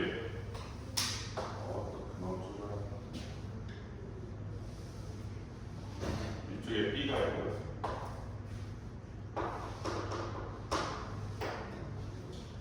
그리고 이쪽에 C가 있어요. 됐니? 여기까지? 그러면 여기 사이의 온도와 여기 사이의 온도가 몇 도래? 40도. 얘가 58도. 그럼 이게 뭐냐면 얘네 지금 열평형에 다 도달한 거야. 무슨 말이냐면 A는 여기까지 왔을 때 40도까지 올라가고 B는 40도에 10도가 얘가 된 거야. 그럼 얘네들이 전부 다 뭐가 됐다? 이 온도에 맞게 열평형이 올라갔다는 거지. 뭔 말인지 알겠어? 그래야지만 뭐가 돼? 일정하게 유지가 되지. 자, 그럼 봐봐. 여기서부터 여기까지 이동한 열량, 여기서부터 여기까지 이동한 열량은 전체 이동한 열량과 어때야 돼? 같아야 됩니다. 그지? 그러면 이거 들고 해야겠다. 먼저 시간당 이동하는 열량을 보라고 하죠. 그래서 첫 번째 1번. 그럼 시간당 이동하는 열량 T분의 뭐예요? Q죠. 근데 원래 Q가 뭐였어? 원래 Q가 이동하는 열량은 길이분의 온도 차이 델타 T라고 쓰겠습니다. 그냥 델타 T 곱하기 반면적 곱하기 시간 T였어. 그렇지? 그러니까 얘가 지금 그냥 사실상 어떻게 된 거야? 넘어간 거지, 그렇지? 그러면 이 값은 그냥 얼마가 나와요? 이 값은 길이분의 얼마야? 델타 T 곱하기 반면적 곱하기 K 값이죠. 이해되니? 그럼 답이 얼마가 나와? 길이 얼마래? 2L이라고 합니다. 2L. 온도 차이 얼마야? 온도 차이 70과 40 사이지, 그렇지? 30 곱하기 반면적 얼마야? 똑같대. 반면적 전부 다 A 그리고 KA. 그래서 약분하면은 얼마가 된다? L분의 15A A의 열전도율이 되는 거지. 이해됐어요? 여기까지? 자, 그럼 두 번째 2번.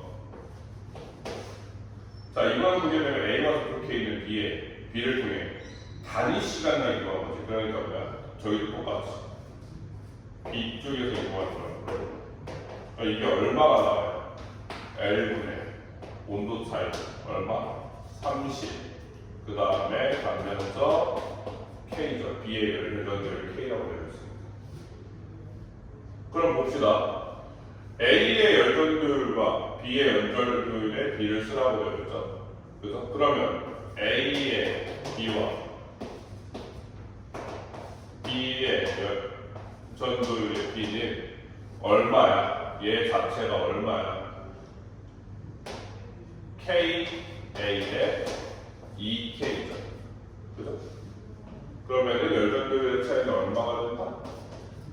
KA의 KB는 얼마가 된다? 2대 1이죠. 됐니? 여기까지. 자, B와 C의 열전도율이라고 합니다. 이것도 해볼까? 해보면은 4번.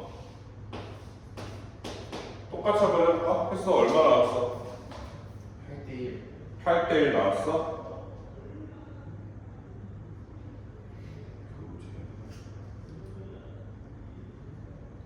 8대1이 나왔어요? 왼쪽 근데? 예. 왼쪽? 4번에 8대1이 나왔다고요? 답은 2대1이긴 해요. 볼까요? 먼저 B에서 이동한 열량 시간만 보면은 얼마야? L분의 70-58이지, 그치? 얼마나? 12 A K고 T분의 Qc 2L분의 얼마야? 58에서 11이니까 48 얼마? A K C가 되지. 그럼 이거 약분이니까 얼마야? 24 그치? 됐니? 그러면 B와 C의 열전율이니까 KC 값이 얼마가 나요? 2분의 1K가 나요. 따라서 이게 두 개의 열량, 그러니까 이동한 열량이 같다고 보는 거예요. 아니지. 그럼 저거 비례식 어떻게 쓰요? 이거 비례식을 어. QB 대 QC로 세우면 되잖아. 그러면은 K 대 2KC가 나오잖아. 네. 아, 그러면 열량 비율이 얼마가 되겠어?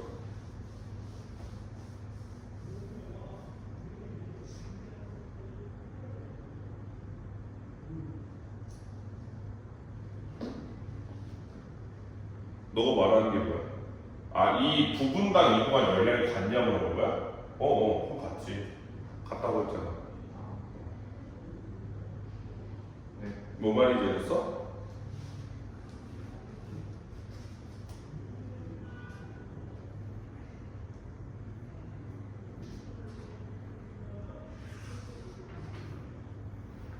자, 여기까지 이해됐어요? 네, 그리고 5번하고 10번은 자, 마무리 한번 해보시고요. 그럼 넘어갈게요. 5번하고 6번 넘어가고.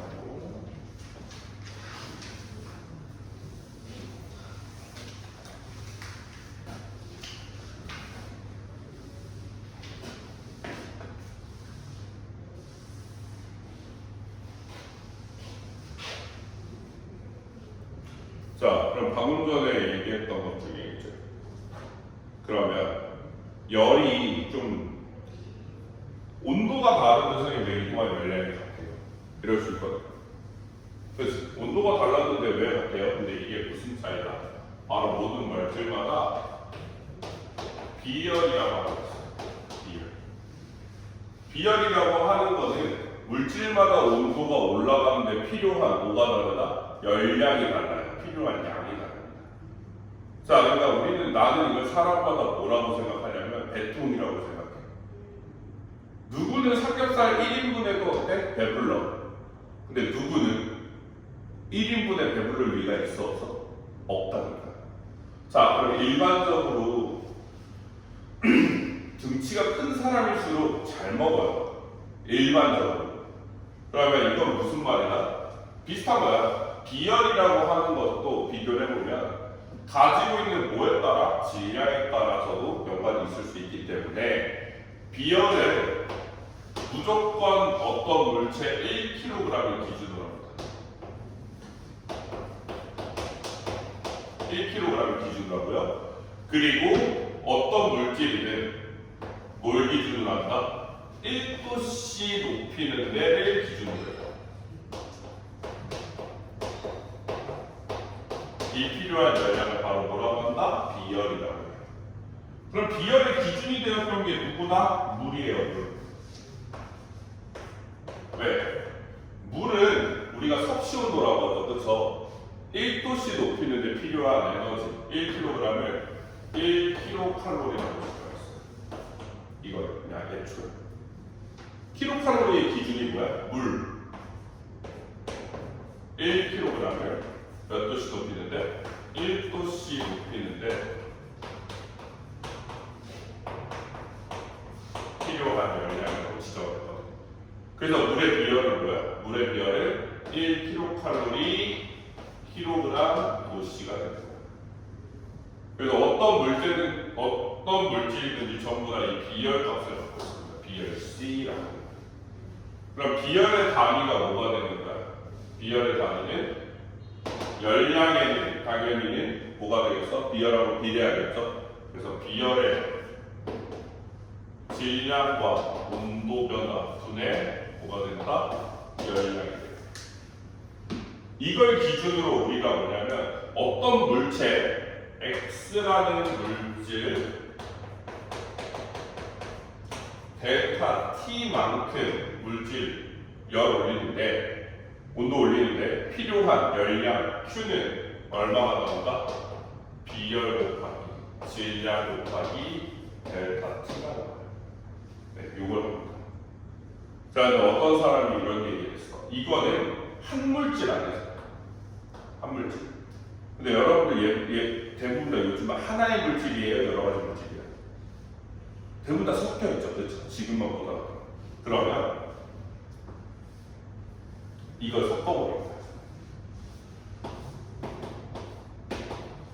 이렇게 세 가지의 물질이 있다는 거죠. 세 가지의 물질이 있어도 얘네들은 결국엔 다 열평형 온도가 어떻게 돼? 같아질 때까지 이뤄져. 그렇지? 즉, 그냥 얘네를 전체를 두고 이 전체가 1도씨 높이는데 필요한 양을 뭐라고 한다? 우리는 이걸 열용량. 그냥 섞여있는 물체를 하나의 물체로 보지. 그럼 뭐야? 얘네들의 전체 각각의 비열을 합성 비열로 두고 전체 질량 곱하기 뭐가 되는 거야? 1이지, 그치? 온도 1도 올라가니까. 이걸 우리 뭐라고 한다? 열용량 라지 C라고. 근데 열용량이 얘들아 뭐야? 이게 여러 가지 물질 섞이는 걸 목표로 한 거란 말이야 원래는. 근데 그게 아니라 만약에 한 가지의 물질이라면 한 종류의 물질이라면 너무 간단하지. 열용량 C는 얼마가 돼? 비열 A의 비열 곱하기 뭐가 되는 거야? 질량이 끝나는 거야. 그래서 사실은 문제에서 한 종류의 물질일 때는 좀 많이 씁니다. 열용량.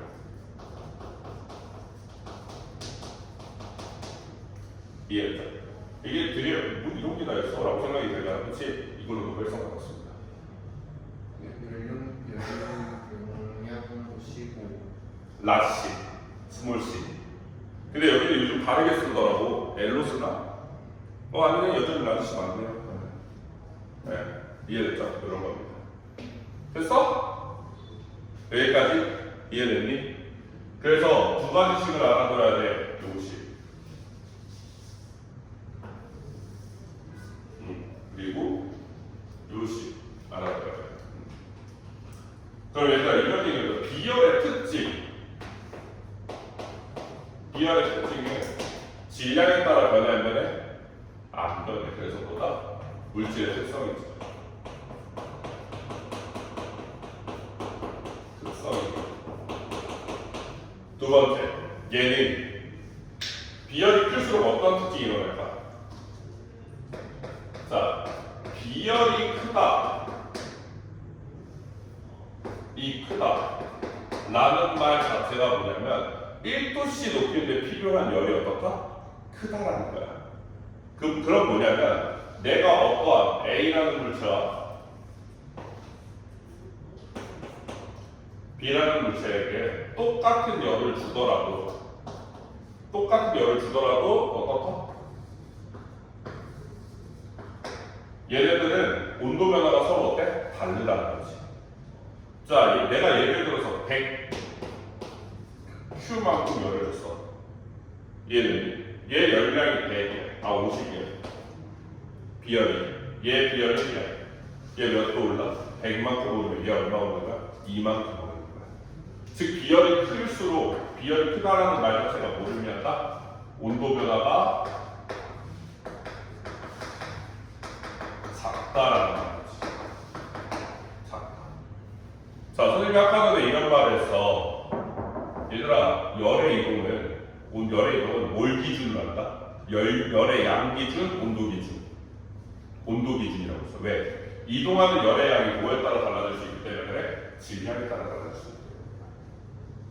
이해되니? 그래서 열의 기준이 아니다. 뭐의 기준이다? 온도 기준이다. 라고 얘기하고. 뭔 말인지 알겠지? 네, 그런 이야기입니다. 여기 두 번째 이거보다 비열입니다. 비열. 자, 그러면 우리는 이러한 비열과 여러 가지에 대한 전달 방식들을 기준으로 열량을 계산할 수 있게 됐어요. 열량을 우리가 정상적으로 정리할 수 있게 됐어요. 그런데 측정할 수 없는 열량 하나가 있습니다. 그걸 바로 뭐냐? 자면이라고. 자면. 잠이 뭐냐면 누워있다는 뜻이야. 한자어로. 그러니까 숨은 열이지. 그러니까 자면은 언제 일어나냐? 자, 사례를 보여드릴게요. 예시로 그냥. 자, 선생님이 물을 끓여요. 물을 10kg을 끓여요. 겁내 많이 끓이는 거지. 네, 끓였어요. 뭐가 됐어? 내가 연락을 줄 거야. 내가 이제 몇 도씨의 물을 갖고 왔냐면 10도씨의 물을 갖고 왔어. 나 이거 다 수증기로 만들어 버릴 거야. 파닥 끓여가지고, 그지? 그러면 10도씨로 만들어서 여기 끓이는 지점까지 얼마까지? 100도까지 올렸어. 자, 그럼 나는 여태까지는 뭘 계산할 수 있냐면 내가 준 열량을 계산할 수 있어. 얼마야? 비열 1이고요. 질량 얼마야? 10이고요. 온도변 얼마예요? 90이에요. 몇 킬로칼로리야? 900킬로칼로리. 니네 이렇게 보니까 900킬로칼로리 진짜 별거 아닌가 그렇지? 왜? 햄버거 하나보다 어때? 열량인데 작아. 그지? 그러니까 뭐야? 작네? 이 생각하지만 굉장히 강한 거다. 이해됐죠? 자, 어쨌든 이겁니다. 자, 그래서 선생님의 목표는 100도를 만들겠다는 거야? 수증기야? 수증기야. 나는 여기 벽을 넘겨야 돼. 이 벽을 넘겨야 돼. 물 100도가 아니라 내가 원하는 건 뭐다? 수증기 100도라는 거지. 자, 이제 물이 갑자기 수증기가 되기 시작했어요. 그쵸? 얼마입니까? 100도죠, 수증기. 그죠? 100도예요. 그럼 봐봐. 내가 물에서 수증기로 바뀌는데 열량 계산할 수 있어, 없어? 안 돼. 왜? 온도 변화가 몇이야? 있어? 없어. 그러니까 계산이 안 돼. 그러니까 이때 이 상태 변화가 일어날 때 나타나는 열량을 우리는 이걸 뭐라고 부르기로 했다? 그치. 이거를 자멸이라고 부르는 거야. 자멸이라고 해서 자멸. 숨은 열이죠. 그쵸? 그러면 이게 얼마 정도가 들어가냐면요. 여러분, 아마 내가 알기로는 킬로당이니까 22,620kJ이 들어갈 거예요. 이 상황에서 들어갈 열량이. 그 뭐야 갑자기 2만이나 킬로줄이니까 어때? 당황스럽지, 그치? 근데 우리가 1학년 때 선생님이 안 가르쳐 주시는 수업 때 아니라 중간고사 때 열량 계산을 했어. 주례 실험을 통해서. 뭐냐면 주례 실험을 통해서 배운 게 뭐냐면 1kcal는 얼마의 값을 갖고 있다? 4.2kJ의 값을 갖고 있어. 이해되니? 그러면 얘가 실질적으로 얼마야? 단위가 다르잖아. 그치? 얼마가 나와야 돼? 대충 한 보면은 500 정도? 500이 아니네. 5만 정도 나오겠네. 5천 정도 나오겠네. 그치? 5천 얼마 정도 나오겠지. 뭔 말인지 알겠어? 이해되니? 기분이 졸려? 안 돼. 자지마. 자, 그러니까 이게 뭐냐면 물이라는 분자가 분자의 입력을, 분자 사이 입력을 끊을 때 이미 뭐가 되어 있다? 정해진 이게 있다는 거야. 모든 입자들이. 그러니까 분자 구도를 끊는다? 그러면은 얘가 이런 느낌으로 있잖아. 그치? 얘네가 그치? 그러니까 우리가 지금 말하는 건 열을 끊는 게 아니잖아. 그치? 어딜 끊는 거야? 얘가 다른 누군가와 겹쳐져 있는 이걸 끊는 거잖아. 그치? 누군가와 겹쳐져 있는 수소를 끊는 거잖아. 그치?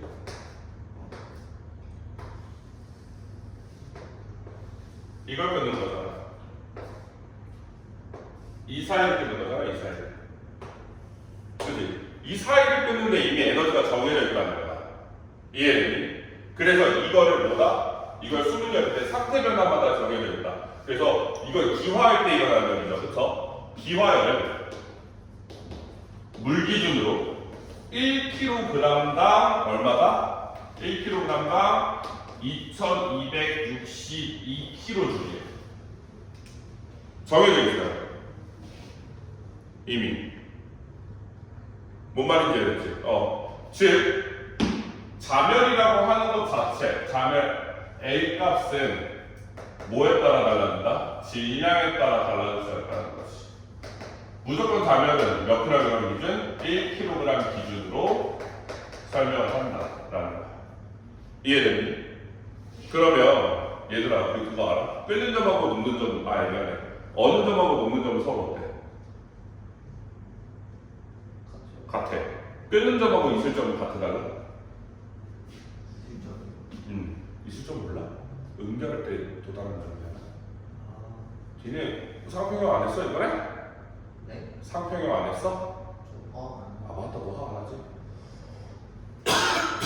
그럼 규민이 형 화학 했잖아. 알지? 응? 그만하자. 서로 상처만 된다. 다 늦어. 근데 얘들아, 같다. 상태 변화 일어날 때 자멸의 크기는 같아요. 기화열과 그럼 무슨 크기가 같아? 같은 물질의 액화열의 크기는 같습니다. 알겠죠? 그러니까 더 낮은 온도에서 일어나기 때문에 뭐야 더 에너지가 작겠다라고 하지만 그렇지 않아요. 같아요. 알겠죠? 네, 그래서 여기까지고요. 자, 나 너무 급해가지고 거기까지 읽어봤다. 갑자기 화장실 못 갔다. 나 너무 급해서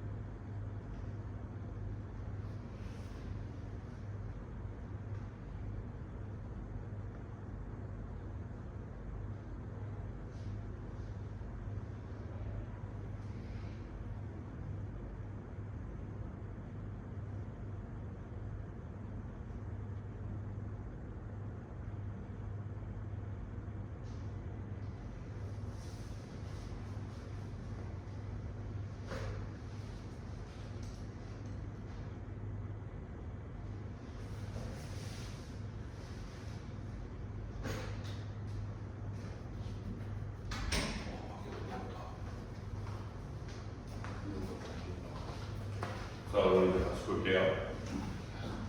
자, 그 다음에 이제 넘어가서, 한 번 넘어가서, 이제 이상기체로 볼게요. 이상기체. 그러니까 이 비열, 열량 이런 걸 하다가 갑자기 왜 이상기체를 하냐면, 우리가 그 다음 장에 배울 게 열역학이라고 하는 건데, 이게 고체하고 액체 같은 경우는 무언가에 힘을 줘서 팽창하는 게 약해. 그러니까 예를 들어서 이게 뭔가 만화영화에서나 손오공 이거 막 여의봉 같은 걸 늘었다 줄었다 해서 사람 때리잖아, 그치? 이게 열을 졸라 내줘야 돼요. 그 전에 얘가 녹아버려요. 뭔 말인지 알겠어? 그리고 가는 속도도 어떻게 했어? 스물스물할 거야. 맞아도 안 아파요. 뭔 말인지 알겠지? 근데 공기총으로 때릴 수 있어. 공기총 맞으면 어떻게 될 것 같아요? 아플 거야. 무슨 말인지 알겠지? 그러니까 뭐야? 우리가 지금 이러한 성질은 고체만 가자? 아니야. 기체도 가져. 즉, 우리는 열역학, 무언가에다 힘을 주어서 열을 줘서 무언가를 할 매개체를 뭐로 선택하겠다? 기체로 선택하겠다는 거. 기체로. 그런데 일반적인 기체 상황으로 생각을 하면은 우리가 많이 성립이 안 될 수 있어. 그래서 어떤 기체? 모든 걸 만족하고 이쁜 이상기체를 선정을 하는 거야. 이상기체. 그럼 이상기체라고 하는 게 기본적으로 여러분들이 생각하는 그 모든 물리 법칙을 다 성립하는 기체고요. 가장 중요한 건 뭐야? 각 분자들끼리 서로 상호작용하지 않는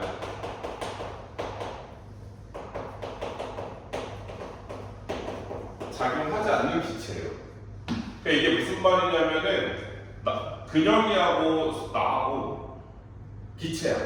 근데 뭐냐면 서로 몸집이 크잖아. 그러면 생각보다 어때? 다른 기체가 들어왔을 때 아보가드로의 법칙을 성립해 안 해? 못 한다니까. 그걸 무시할 수 있을 정도로 부피가 0에 가까운 거지. 그냥 가정이지. 존재하지 않는 거야. 그리고 또 한 가지. 내가 더하는 니트랑 충돌했어, 그렇지? 그럼 서로 어떻게 해야 돼? 속력이 누구 하나 빨라지고 누구 하나 어떻게 해야 돼? 느려져야 돼.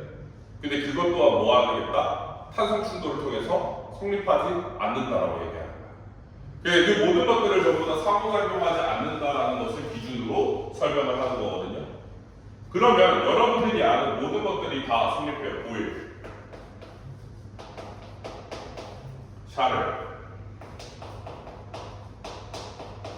게일상, 게이라고 쓰면 좋겠지? 게이라고 써요. 이 새끼 이름 왜 이래가지고. 자, 그래서 보일은 뭐야, 얘들아? 온도가 일정할 때 뭐하고? 압력하고 부피는 서로 어떻다? 반비례한다. 샤르는 압력이 일정할 때 부피는 뭐와 비례한다? 온도와 비례한다. 개인상은 부피가 일정할 때 압력과 뭐는 비례한다? 온도는 비례한다. 이해되니? 그럼 이게 어떻게 돼요? 라고 하면 보이는 그거지. 자, 외부 압력이 줄면 어떻게 되는 거야? 이 물체가 모양이 일정하다는 건 내부에서 미는 압력과 바깥에서 미는 압력이 서로 어떻다는 거야? 같다는 거야. 그러면 바깥에서 미는 압력이 줄어들면 어떻게 되겠어? 내부 압력이 더 커진 상태가 되면서 어떻게 된다? 부피가 팽창을 하게 된다는 거지. 팽창을 하게 돼.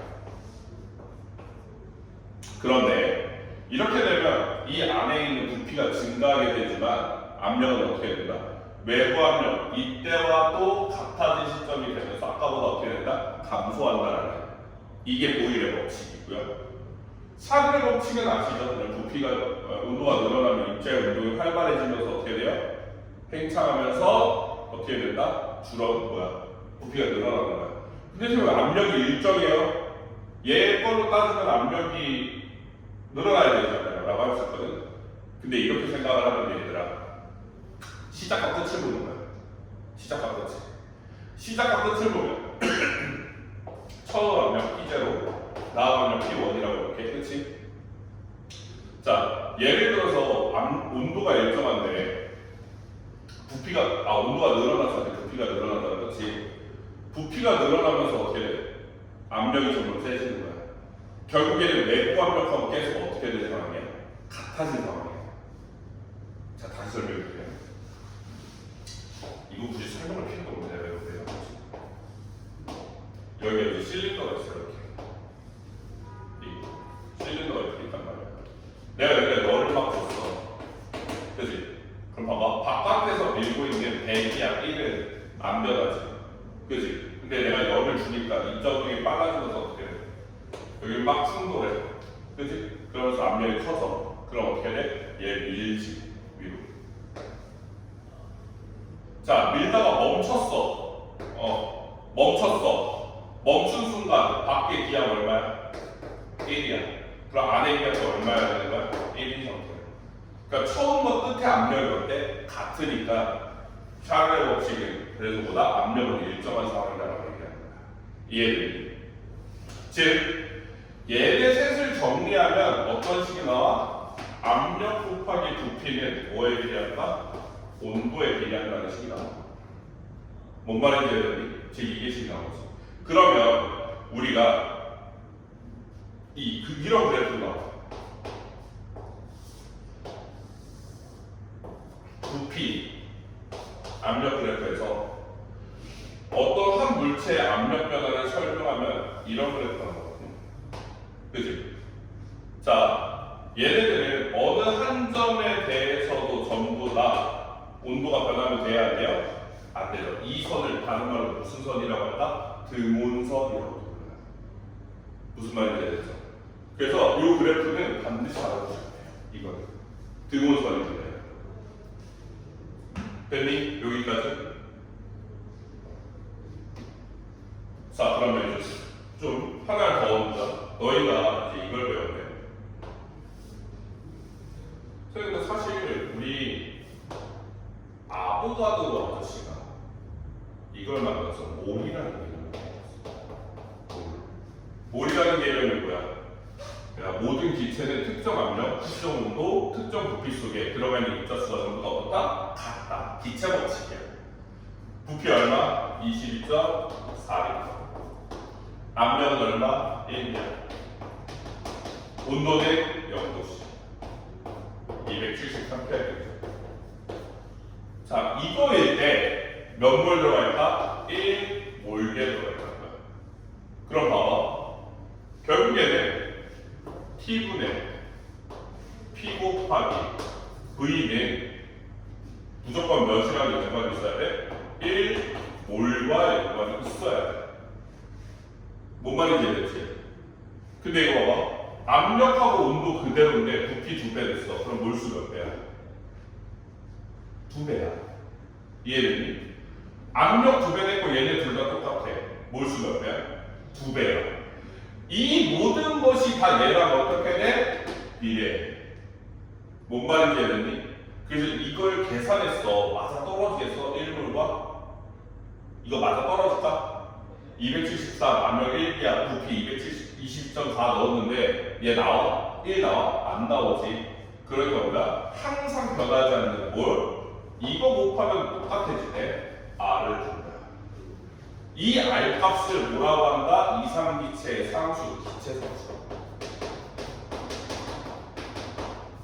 자, 이상기체라면 이게 모두 다 성립을 해야 되죠. 그래서 이 기체 상수는 이걸 만족해주는 상수값이라는 거야. 이 값이 얼마야? 8.31 곱하기 것이 나오고 분리해서 안 해봅니다. 이해됐니? 그래서 식이 이게 나와요. 정리해서 식이 이상기체 방정식이라고 하죠.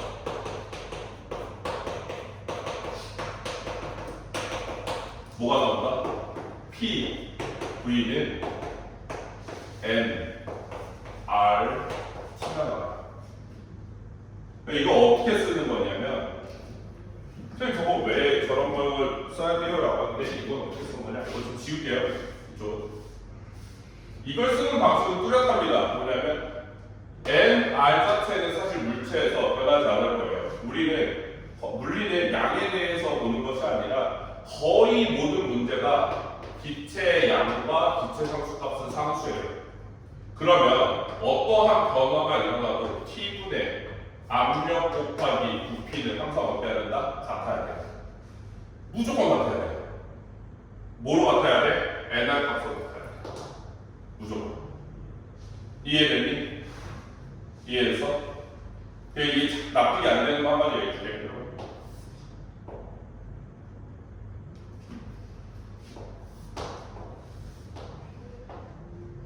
자, 부피가 얼마나 커? 부피가 큰 상태야. 그러면 이 상황에서 들어가 있는 기체 입자수 n 값은 항상 똑같을 거고요. 그지? 기체 상수 r 값은 항상 똑같을 거야. 그지? 그러면 이 상황에 맞는 온도와 이 상황에 맞는 압력과 이 공간의 크기 부피가 항상 어떻다고? 네, T분의 뭐라고? PV. 근데 내가 조건을 바꿨어. 뭘 바꿨어? 온도를 바꾸던지 뭘 바꾸던지 뭔가 조건을 바꿨어. 그랬더니 어떻게 됐어? 부피가 쪼그라들었어.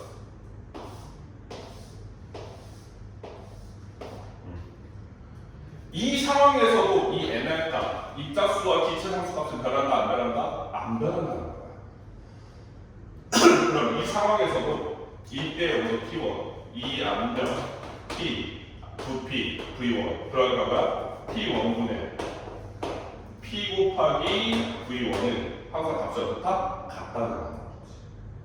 이해돼? 이걸 가지고 뭘 구하는 거야? 방정식이 나오는 거야.